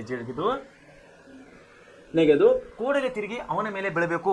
ಅವನ ಎದುರು ಜಿಗಿದು ಕೂಡಲೇ ಅವನ ಮೇಲೆ, ಶಾನುಭೋಗನ ಮೇಲೆ ಬೀಳಬೇಕು. ತನ್ನ ಬಡಬಂಧುವಾದ ಬೆಕ್ಕಿನಂತೆ ದೇಹವನ್ನು ಹುದುಗಿಸಿಕೊಂಡು ಹುಲಿ ಮೆಲ್ಲನೆಗೆ ಶಾನುಭೋಗನ ಹತ್ತಿರ ಬರ್ತಾ ಇದೆ. ಇಲ್ಲಿ ಹುಲಿ ಇದ್ದರೂ ಕೂಡ ಇಲ್ಲಿ ಏನಾಗ್ತಾ ಇದೆ? ಅದು ಬೆಕ್ಕಿನ ಥರ ಚಿಕ್ಕದಾದ ತನ್ನ ಶರೀರವನ್ನು ಗಾತ್ರವನ್ನು ಮಾಡಿಕೊಂಡು, ಅಂದರೆ ಶಬ್ದವಿಲ್ಲದ ಹಾಗೆ ಶಾನುಭೋಗನ ಹತ್ರ ಬರ್ತಾ ಇದೆ. ಅದೇನು ವಿಚಾರ ಮಾಡಿದೆ? ನಾವು ಸಣ್ಣದಾಗಿ ಹೋಗಬೇಕು, ಶಬ್ದ ಇಲ್ಲದೇ ಹೋಗಬೇಕು. ಹೋಗಿ ಸಡನ್ನಾಗಿ ಅಂದರೆ ಅಚಾನಕ್ಕಾಗಿ ಏಕದಮ್ಮಾಗಿ ಆ ಶಾನುಭೋಗನ ಎದುರುಗಡೆ ಹೋಗಿ ನಿಂತ್ಕೋಬೇಕು. ಆಮೇಲೆ ನಮ್ಮ ಆಟ ಶುರು ಮಾಡಬೇಕಂತೇಳಿ ಇಲ್ಲಿ ಹುಲಿರಾಯ ವಿಚಾರ ಮಾಡ್ತಾ ಇದ್ದಾನೆ. ಸೊ ಇಲ್ಲಿ ಏನಾಗ್ತಾ ಇದೆ ನೋಡಿ, ಇತ್ತ ಶಾನುಭೋಗನಿಗೆ ಕೂಡ ಇದ್ದಕ್ಕಿದ್ದ ಹಾಗೆ ಮನುಷ್ಯನಲ್ಲಿ ಅಳುಕು ಹುಟ್ಟಿತ್ತು. ಶಾನುಭೋಗರು ಇದ್ದಕ್ಕಿದ್ದ ಅವರಿಗೂ ಕೂಡ ಅಳುಕು ಹುಟ್ಟಿತ್ತು. ಏನು ಅಳುಕು ಹುಟ್ಟಿತ್ತು? ಪಂಚೇಂದ್ರಿಯಗಳಿಗೆ ಗೋಚರವಾಗದಿರುವಂತಹ, ಪಂಚೇಂದ್ರಿಯ ಅಂದರೆ 5 ಹೇಳ್ದಲ್ಲ ಇವನು, ಕಣ್ಣು, ಕಿವಿ, ಮೂಗು, ನಾಲಿಗೆ, ಚರ್ಮ. ಈ 5 ಚರ್ಮಗಳಿಗೆ ಪಂಚೇಂದ್ರಿಯ ಗೊತ್ತಾಗದ ಹಾಗೆ ಏನು ಮಾಡ್ಬೇಕಂದ್ರೆ ಅವರು ಗೋಚರಿಸದ ಹಾಗೆ ಅಪಾಯವನ್ನು ಸೂಚಿಸುವ 6ನೇ ಇಂದ್ರಿಯವೊಂದನ್ನು ಬಲ್ಲವರು ಹೇಳುತ್ತಾರೆ. ಶಾನುಭೋಗರಲ್ಲಿ ಆ ಇಂದ್ರಿಯ ಜಾಗೃತವಾಗಿ ಹುಲಿ ಬಂದುದು ಅವರಿಗೆ ತಿಳಿಯಿತು. ಹುಲಿ ನನ್ನ ಹತ್ರ ಬರ್ತಾ ಇದೆ ಅಂತ ಹೇಳಿ ಶಾನುಭೋಗರಿಗೆ ಇಲ್ಲಿ ತಿಳಿಯಿತು. ಹುಲಿಯ ಯೋಚನೆ ಅವರಿಗೆ ಹೊಳಿತು. ಸೇಮ್ ಹುಲಿಗೆ ಏನು ಯೋಚನೆ ಹೊಳಿತಲ್ಲ, ಶಾನುಭೋಗರಿಗೆ ಕೂಡ ಅದೇ ಯೋಚನೆಯನ್ನು ಹೊಳಿತಾ ಇದೆ. ಶಾನುಭೋಗರಿಗೆ ಕೂಡ ಅದೇ ಯೋಚನೆ ಕೂಡ ಇಲ್ಲಿ ಹೊಳಿತಾ ಇದೆ. ಅವರಿಗಾದ್ರೂ ಕೂಡ ಅದೇ ಯೋಚನೆ ಹೊಳಿತದೆ. ಏನಂದ್ರೆ ಹುಲಿಯೇ ಆದರೂ ಅದು ಹಿಂದಿನ ಮೇಲೆ ಬೀಳುವುದಿಲ್ಲ ಎಂದು ಶಾನುಭೋಗನರು ಗೊತ್ತು, ಬಲ್ಲರು. ಹುಲಿ ಹಿಂದ್ಗಡೆಯಿಂದ ಬಂದು ನನ್ನ ಬೆನ್ನ ಮೇಲೆ ಬೀಳುವುದಿಲ್ಲ ಅಂತೇಳಿ ಶಾನುಭೋಗನಿಗೆ ಗೊತ್ತು. ಹುಲಿಗೆ ಹೊಳೆದ ಯೋಚನೆ ಅವರಿಗೂ ಹೊಳೆಯಿತು. ಹುಲಿಯ ಹತ್ತಿರ ಬಂದು ನೆಗೆಯಿತು. ಅದು ತಮ್ಮ ತಲೆಯ ಮೇಲೆ ಬರುವ ವೇಳೆಗೆ, ಅಂದರೆ ತಲೆಯ ಮೇಲೆ ಹಾರಿ ಬರುವ ವೇಳೆಗೆ ಸರಿಯಾಗಿ ಶಾನುಭೋಗರು ಸ್ವಲ್ಪ ಬಾಗಿದರು. ಅಂದರೆ ಹುಲಿ ಬೆನ್ನ ಹಿಂದೆ ಇದ್ದಂಥ ಹುಲಿ ಹಾರಿ ಜಿಗಿದು ಇವರು ಮುಂದೆ ಬಂದು ನಿಂತು ಎದುರು ನಿಂತು ಕೊಲ್ಲಬೇಕನ್ನಂಥ ವಿಚಾರ ಮಾಡಿದಾಗ ಆ ಸುಳಿವು ಶಾನುಭೋಗನಿಗೆ ಗೊತ್ತಾದಾಗ ಅವರು ಏನು ಮಾಡಿದ್ರು, ಹಿಂದಗಡೆಯಿಂದ ಹಾರಿದಂಥ ಹುಲಿಯ ಯಾವಾಗ ಹಾರ್ತದೋ ಆವಾಗ ಇವರು ಏನು ಮಾಡಿದ್ರು, ತನ್ನ ಬೆನ್ನವನ್ನು ತಿರುಗಿಸಿ ಮತ್ತೆ ಹುಲಿಯ ಮುಖದ ಕಡೆ ಬೆನ್ನು ಮಾಡಿ ನಿಲ್ಲುತ್ತಾರೆ. ಹುಲಿಯ ಆದರೂ ಅದು ಹಿಂದಿನ ಮೇಲೆ ಬೀಳುವುದಿಲ್ಲ ಎಂದು ಶಾನು ಗೊತ್ತಿದ್ದು ಹುಲಿಯ ಹೊಳೆದ ಯೋಚನೆ ಅವರಿಗೆ ಹೊಳೆಯಿತು. ಹುಲಿಯ ಹತ್ತಿರ ಬಂದು ನೆಗೆಯಿತು, ಅಂದರೆ ಜಿಗಿತು. ಅದು ತಮ್ಮ ತಲೆಯ ಮೇಲಿಂದ, ಅಂದರೆ ತನ್ನ ತಲೆಯ ಮೇಲಿಂದ ಬರುವ ವೇಳೆಗೆ ಸರಿಯಾಗಿ ಶಾನುಭೋಗರು ಸ್ವಲ್ಪ ಬಾಗಿದರು. ಹುಲಿ ನೆಲಕ್ಕೆ ಇಳಿದು ತಮ್ಮ ಕಡೆ ತಿರುಗೋದ್ರೊಳಗೆ ಅವರು ಹಿಂತಿರುಗಿ ಬಂದ ದಾರಿಯಲ್ಲೇ ಪುನಃ ನಡೆದರು. ಯಾ ಕಡೆಯಿಂದ ಬಂದಿದ್ರಲ್ಲ, ಯಾ ಕಡೆಯಿಂದ ಆ ಕಡೆ ರಿಟರ್ನ್ ಆಗಿ ಇವರು ನಡೀತಾ ಹೋದರು. ಹುಲಿ ಕತ್ತೆತ್ತಿ ನೋಡಿದರೆ ಶಾನುಭೋಗರು ಮತ್ತೆ ತನ್ನ ಕಡೆಗೆ ಬೆನ್ನು ತಿರುಗಿಸಿದರು. ಹುಲಿ ಹಿಂದುಗಡೆಯಿಂದ ಬಂದು ಜಂಪ್ ಆಗಿ ಜಿಗಿದು ಮುಂದೆ ಬಂದು ಬಿದ್ದು ಮುಖ ಮ್ಯಾಲೆ ಎತ್ತಿ ನೋಡುವುದರಲ್ಲಿ ಶಾನುಭೋಗರು ಮತ್ತೆ ಬೆನ್ನು ಈ ಕಡೆ ಮಾಡಿದ್ದಾರೆ, ಮುಖ ಈ ಕಡೆ ತಿರುಗಿಸಿದ್ದಾರೆ. ಅಂದರೆ ಹುಲಿಯ ಮುಖದ ಕಡೆ ಈ ಶಾನುಭೋಗರ ಮುಖ ಇಲ್ಲ, ಹುಲಿಯ ಮುಖದ ಕಡೆ ಶಾನುಭೋಗರ ಬೆನ್ನು ಆಗಿದೆ. ನೋಡಿ ಇಲ್ಲಿ ಮತ್ತೆ ಮುಂದೆ ಹುಲಿಯ ಮುಖ ಪೆಚ್ಚಾಯಿತು, ಸಪ್ಪಗಾಯಿತು. ಹುಲಿ ಮುಖ ಮತ್ತೆ ಸಪ್ಪಗಾಯಿತು. ಯಾಕೆ ಹಸಿವೆ ಆಗಿದೆ, ಆಲ್ರೆಡಿ ಅದಕ್ಕೆ ಹಸಿವೆ ಆಗಿದೆ, ತಿನ್ಬೇಕಂತ ಬರ್ತಾ ಇದೆ. ಮುಂದೆ ನೋಡಿ, ಆದರೆ ಶಾನುಭೋಗರ ವಿಷಯದಲ್ಲಿ ಮೆಚ್ಚುಗೆಯೂ ಆಯಿತು, ಮೆಚ್ಚುಗೆ ಕೂಡ ಆಯಿತು ಹುಲಿಗೆ ಶಾನುಭೋಗರ ವಿಷಯದಲ್ಲಿ. ಯಾಕಂದರೆ ಎದುರು ಹಾಕಿಕೊಂಡಿಲ್ಲ ಶಾನುಭೋಗರು, ಎದುರು ಬಂದವರಿಗೆ ಹುಲಿ ಬಿಡುವುದಿಲ್ಲ. ಸೊ ಇವರು ಎದುರು ಹೋಗಿಲ್ಲ. ಹುಲಿ ಈ ಕಡೆ ಹಿಂದಿದ್ದಾಗ ಇವರು ಬೆನ್ನು ಅವರಿಗಿತ್ತು. ಹುಲಿ ಜಿಗಿದು ಮುಂದೆ ಬಂದಾಗ ಕೂಡ ಇವರು ಮುಖವನ್ನು ತಿರುಗಿಸ್ಕೊಂಡಾಗ ಮತ್ತು ಶಾನುಭೋಗರ ಬೆನ್ನು ಹುಲಿಯ ಮುಖಕ್ಕೆ ಆಯಿತು. ನೋಡಿ, ತನಗೆ ಎದುರಾಳಿಯೇ ಸಿಕ್ಕಿದನೆಂಬ ಮೆಚ್ಚುಗೆ, ತಿಂದರೆ ಇಂಥವನ್ನೇ ತಿನ್ನಬೇಕು ಎಂದುಕೊಂಡು ಮತ್ತೊಂದು ದಾರಿ ನೆಗೆಯಿತು, ಮತ್ತೊಂದು ಸಲ ಜಿಗಿತು ಹುಲಿ. ಈ ಸಲವೂ ಹುಲಿಗೆ ಕಂಡುದು ಶಾನುಭೋಗರ ಬೆನ್ನೆ. ಇವಾಗ ಕೂಡ ಏನಾಯ್ತು, ಹುಲಿ ಆಚೆ ಕಡೆಯಿಂದ ಈ ಕಡೆ ಜಗದಾಗ ಶಾನುಭೋಗರು ಈ ಕಡೆ ಮುಖ ಇದ್ದಂತ ಈ ಕಡೆ ಮಾಡಿಬಿಟ್ರು. ಮತ್ತೆ ಹುಲಿಗೆ ಕಾಣಿದು ಶಾನುಭೋಗರ ಬೆನ್ನು. ನೋಡಿ, ಅದಕ್ಕೆ ಒಂದು ಕಡೆ ಹಸಿವು, ಮತ್ತೊಂದು ಕಡೆ ತನ್ನ ಸ್ವಾಭಿಮಾನಕ್ಕೆ ಧಕ್ಕೆ ಬಂತಲ್ಲ ಎಂಬ ಆಲೋಚನೆ ಹುಲಿಗೆ ಬರ್ತಾ ಇದೆ. ಒಂದು ಕಡೆ ಹಸಿವೆ ಆಗಿದೆ, ಎರಡನೇದಾಗಿ ನಮ್ಮ ಒಂದು ಇದಕ್ಕೆ ತನ್ನ ಸ್ವಾಭಿಮಾನಕ್ಕೆ ಒಂದು ಕಪ್ಪು ಚುಕ್ಕೆ ಬರಬಾರ್ದು. ಅಂದರೆ ಹುಲಿ ಅಂದಮೇಲೆ ಎದುರು ನಿಂತವನಿಗೆ ತಿನ್ನುವುದೇ ಹೊರತ ಬೆನ್ನು ತೋರಿಸಿದವನಿಗೆ ತಿನ್ನುವುದಿಲ್ಲ, ಅವರ ಒಂದು ಸ್ವಾಭಿಮಾನವಾಗಿದೆ ಅದು ಹುಲಿದು. ಆವಾಗ ತನ್ನ ಸ್ವಾಭಿಮಾನಕ್ಕೆ ಧಕ್ಕೆ ಬರುತ್ತಲ್ಲ, ನಾನು ಹಾಗೆ ಇವನನ್ನು ಬೆನ್ನು ಹತ್ತಿ ತಿಂದರೆ ಅಂಥೇಳಿ ಹುಲಿ ಯೋಚನೆ ಮಾಡ್ತಾ ಇದೆ. ನಾಳೆ ಇತರ ವ್ಯಾಘ್ರಗಳು ಅಂದರೆ ಬೇರೆ ಹುಲಿಗಳು ಕೂಡ ತನ್ನ ಬಗ್ಗೆ ಇದ್ದಂಥ ಗೌರವವನ್ನು, ನನ್ನ ಮೇಲೆ ಇದ್ದಂಥ ಗೌರವವನ್ನು ನಿಂತು ಹೋಗುತ್ತದೆ. ಅದಕ್ಕಾಗಿ ಮೇಲೆ ಬಿದ್ದೇ ಬಿಡಲೆ ಎಂಬ ಯೋಚನೆ ಅದರ ಮನಸ್ಸಿನಲ್ಲಿ ಹೊಳೆದು ಹೋಯಿತು. ಕ್ಷಣಕಾಲ ಅದರ ಮನಸ್ಸಿನಲ್ಲಿ ಗೊಂದಲ ಕೂಡ ಆಯಿತು. ಹುಲಿ ಏನು ಮಾಡ್ತಾ ಇದ್ದಾರೆ, ಒಂದು ಇವನು ಬೆನ್ನು ತಿಂದರೆ ನಮ್ಮ ಸ್ವಾಭಿಮಾನಕ್ಕೆ ಧಕ್ಕೆ ಆಗ್ತದೆ.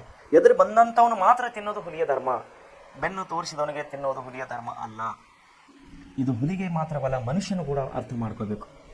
ನಾವು ಎದುರು ಮೀರಿ ಬಂದಂಥವರನ್ನು ನಾವು ಬೆನ್ನು ಮುರಿಯಬೇಕೇ ವಿನ ನಮ್ಮ ಎದುರು ಬಾಗಿದವರಿಗೆ, ಅಂದರೆ ಶರಣಾಗಿ ಬಾಗಿದವರಿಗೆ ನಾವು ಜಗಳ ಮಾಡಬಾರದು ಈ ನೀತಿ ಪಾಠವನ್ನು ನಾವು ಹುಲಿಯಿಂದ ಕೂಡ ಕಲಿತುಕೊಳ್ಳಬೇಕಾಗಿದೆ.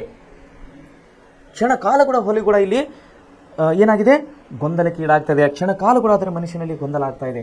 ಯಾರಿಗೆ? ಹುಲಿಗೆ. ಅದು ಕೂಡ ಕನ್ಫ್ಯೂಸ್ ಆಗ್ತದೆ, ನಾನು ಏನು ಮಾಡಲಿ, ಇವನು ಎದುರು ಬಂದರೆ ತಿನ್ನಬೇಕಂತ ಅನ್ಕೋತಾ ಇದೆ ಹುಲಿ, ಹಸಿವೆ ಆಗಿದೆ, ಆದರೆ ಎದುರು ಬರ್ತಾ ಇಲ್ಲ, ಬೆನ್ನು ತೋರಿಸ್ತಾ ಇದ್ದಾನೆ ವಿನ ಮುಖ ತೋರಿಸ್ತಾ ಇಲ್ಲ. ಮುಂದೆ ನೋಡಿ, ಆದರೆ ಈ ಗೊಂದಲ ಕ್ಷಣಕಾಲಕ್ಕಿಂತಲೂ ಹೆಚ್ಚಾಗಿ ನಿಲ್ಲಲಿಲ್ಲ ಹುಲಿಗೆ. ಅದು ಸದ್ವಂಶದಲ್ಲಿ ಜನಿಸಿದ ಹುಲಿ. ಸದ್ವಂಶ ಅಂದ್ರೆ ಒಳ್ಳೆಯ ವಂಶದಲ್ಲಿ ಹುಟ್ಟಿದಂತಹ ಹುಲಿ, ಕೆಟ್ಟ ವಂಶದಲ್ಲಿ ಹುಟ್ಟಿದಂತಹ ಹುಲಿ ಇಲ್ಲ. ಖಂಡವಿದೇಕೋ, ಮಾಂಸವಿದೇಕೋ, ಗುಂಡಿಗೆಯೇ ಬಿಸಿ ರಕ್ತವಿದೇಕೋ ನೋಡಿ ಎಂದು ಆ ಹಸು ಆಹ್ವಾನ ಕೊಟ್ಟಾಗ ತನ್ನ ಅಜ್ಜ ಬಾಯಿ ಚಪ್ಪರಿಸಿಕೊಂಡು ಹಸುವನ್ನು ತಿನ್ನಬಹುದಾಗಿತ್ತು. ಆದರೂ ಆ ಹುಲಿರಾಯ ಸತ್ಯವರ್ತೆಯಾದ ಪುಣ್ಯಕೋಟಿಯನ್ನು ತಿನ್ನಲಲ್ಲದೆ ಬಿಡದಿಲ್ಲವೇ? ಆ ಪವಿತ್ರ ಕಥೆ ಸುವರ್ಣ ಅಕ್ಷರದಲ್ಲಿ ಲಿಖಿತವಾಗಿ ಇಂದಿಗೂ ಹುಲಿಗಳಿಗೂ ಹಸುಗಳಿಗೂ ಆದರ್ಶವಾಗಿಲ್ಲವೇ? ಅಂಥ ಹುಲಿಯ ಮೊಮ್ಮಗನಾಗಿ ಈ ಹುಲಿ ಹುಟ್ಟಿ ತಾನು ಅಧರ್ಮಕ್ಕೆ ಕೈ ಹಾಕುವುದೇ ಎಂದುಕೊಂಡಿತ್ತು. ಅಂದರೆ ಇವರ ಅಜ್ಜ ಈ ಹುಲಿಯ ಅಜ್ಜ ಎದುರು ಬಂದವರನ್ನು ತಿಂದವನೇ ವಿನ ಎದುರು ಬಂದು ಬಾಗಿದವನಿಗೆ ತಿಂದವರಲ್ಲ, ಪುಣ್ಯಕೋಟೆಯನ್ನು ತಿಂದವರಲ್ಲ. ಅಂತಹ ಅಜ್ಜನ ಮೊಮ್ಮಗನಾದ ನಾನು ಈ ಬೆನ್ನು ತೋರಿಸಿ ಹೋಗದಂಥ ಶಾನುಭೋಗನ ನಾವು ತಿನ್ನಬೇಕೇ ಅಂತೇಳಿ ತನ್ನನ್ನು ತಾನು ಪ್ರಶ್ನೆ ಹಾಕಿಕೊಳ್ತಾ ಇದೆ. ಸೊ ಈ ಒಂದು ಆದರ್ಶವನ್ನು, ಈ ಹುಲಿಗೆ ಬಂದಂಥ ಆದರ್ಶವನ್ನು ನಮಗೆ ಮನುಷ್ಯರು ಕೂಡ ಬರಬೇಕು. ಎಷ್ಟೋ ಸಾರಿ ಬಲವಂತನಾದ ಮನುಷ್ಯನು ಬಲಹೀನನವನಿಗೆ ಸಾಯಿಸಿದಂಥ ನಾವು ಹಲವು ಕ್ಷಣಗಳನ್ನು, ಹಲವು ನಾವು ಪ್ರಸಂಗಗಳನ್ನು ನಾವು ನೋಡ್ತಾ ಇದ್ದೀವಿ ದಿನನಿತ್ಯ ಪತ್ರಿಕೆಗಳಲ್ಲಿ ಮತ್ತು ನ್ಯೂಸ್ಗಳಲ್ಲಿ, ವಾರ್ತೆಗಳಲ್ಲಿ ಪ್ರಸ್ತುತವಾಗಿ ನಾವು ಈ ಘಟನೆಗಳನ್ನು ನೋಡ್ತಾ ಇದ್ದೇವೆ. ಆದರೆ ಹುಲಿ ಹಾಗೆ ಮಾಡ್ತಾ ಇಲ್ಲ. ಅದು ತನ್ನ ಎದುರಿಗೆ ಬಂದರೆ ತಿನ್ನೋದು ಅಷ್ಟೇ ಅದರ ಧರ್ಮ ವಿನ ಬೆನ್ನು ತಿರುಗಿಸಿ ಹೋದರೆ, ಅಂದರೆ ಶರಣಾಗಿ ಹೋದವರಿಗೆ ಹಲ್ಲೆ ಮಾಡೋದು ಸರಿ ಇಲ್ಲ ಅಂಥೇಳಿ ಇಲ್ಲಿ ಹುಲಿಯು ತನ್ನ ಧರ್ಮದಲ್ಲಿ ತೋರಿಸ್ತಾ ಇದೆ. ಅಂದರೆ ಸದ್ವಂಶದಲ್ಲಿ ಹುಟ್ಟಿದ ಹುಲಿ ಇದು, ಕೆಟ್ಟ ವಂಶದಲ್ಲಿ ಹುಟ್ಟಿದಂಥ ಹುಲಿ ಅಲ್ಲ. ಸೊ ಮನುಷ್ಯರಾದ ನೀವುಗಳ ಸದ್ವಂಶದಲ್ಲಿ ಹುಟ್ಟಿದ್ದೇವೆ. ನಮ್ಮ ಮುತ್ತೆ ಅಜ್ಜ ತಾತರು ಕೂಡ ಒಳ್ಳೆಯ ವಂಶದರು ಅನ್ನಂಥೇಳಿ ಅರಿವು ಇವತ್ತು ನಿಮಗೂ ನನಗೂ ಕೂಡ ಆಗಬೇಕಾಗಿದೆ. ನಾವು ಎದುರು ಬಂದವರನ್ನು ಎದುರಿಸೋಣ ವಿನ ಶರಣಾದವರನ್ನು ನಾವು ಕರುಣೆ ತೋರೋಣ ಅನ್ನುವಂಥ ಈ ವಿಷಯವನ್ನು ನಾವು ಈ ಪಾಠದಲ್ಲಿ ಕಲಿಬೇಕಾಗಿದೆ. ಎದುರು ಹಾಕಿಕೊಂಡವರನ್ನು ನಾವು ಎದುರಿಸೋಣ, ಆದರೆ ಶರಣಾದವರನ್ನು ನಾವು ಎದುರಿಸೋದು ಬೇಡ, ನಾವು ಅವರಿಗೆ ಕರುಣೆ ತೋರಬೇಕು ಅನ್ನುವಂಥ ಈ ಪಾಠದಿಂದ ನಾವು ಅಂಶವನ್ನು ಕಲಿಯಬೇಕಾಗಿದೆ. ಸೊ ಮುಂದಿನ ಅಂಶವನ್ನು ನಾವು ನಾಳೆ ನೋಡೋಣ. ಸೊ ವಿದ್ಯಾರ್ಥಿಗಳೇ, ಈ ಪಾಠದಲ್ಲಿ ಬರುವಂಥ ಎಷ್ಟು ಒಳ್ಳೆಯ ಅಂಶವನ್ನು ನಾವು ಕಾಣ್ತಾ ಇದ್ದೇವೆ ನೋಡಿ. ಈ ಅಂಶವನ್ನು ನಾವು ನಮ್ಮ ನಿಜ ಜೀವನದಲ್ಲಿ ರೂಪಿಸಿಕೊಳ್ಬೇಕು. ಇದು ಧರ್ಮೀಯತೆ, ಮಾನವತೆಯ ವಿಷಯ, ಇದು ಧರ್ಮದ ವಿಷಯ, ಇದು ಮಾನವತೆಯ ವಿಷಯ. ಸೊ ಇದನ್ನು ನೀವು ವಿದ್ಯಾರ್ಥಿಗಳಾದಂಥ ನೀವುಗಳು, ನಾನುಗಳು ನಮ್ಮ ನಿಜ ಜೀವನದಲ್ಲಿ ನಾವು ಇದನ್ನು ಚಾಲನೆಯಲ್ಲಿ ತರಬೇಕಂತೇಳಿ ನನ್ನ ಒಂದು ರಿಕ್ವೆಸ್ಟ್ ಆಗಿದೆ. ಸೊ ಪ್ರೀಸಿ ಅಂತ ಕ್ಲಾಸ್ನಲ್ಲಿ ಕೊಡುವಂಥ ಪ್ರತಿಯೊಂದು ವಿಷಯಗಳು ಒಳ್ಳೆಯ ರೀತಿಯಿಂದ ಕೂಡಿದಂಥ ವಿಷಯಗಳಾಗಿದ್ದೇವೆ. ತಾವು ಪದೇ ಪದೇ ಈ ವಿಷಯಗಳನ್ನು ಓದಿಕೊಂಡು ತಮ್ಮ ನಿಜ ಜೀವನದಲ್ಲಿ ಯಶಸ್ವಿಯಾಗಬೇಕಂತೇಳಿ ನಾನು ನಿಮ್ಮನ್ನು ಹಾರೈಸ್ತಾ ಇದ್ದೇನೆ. ಧನ್ಯವಾದಗಳು.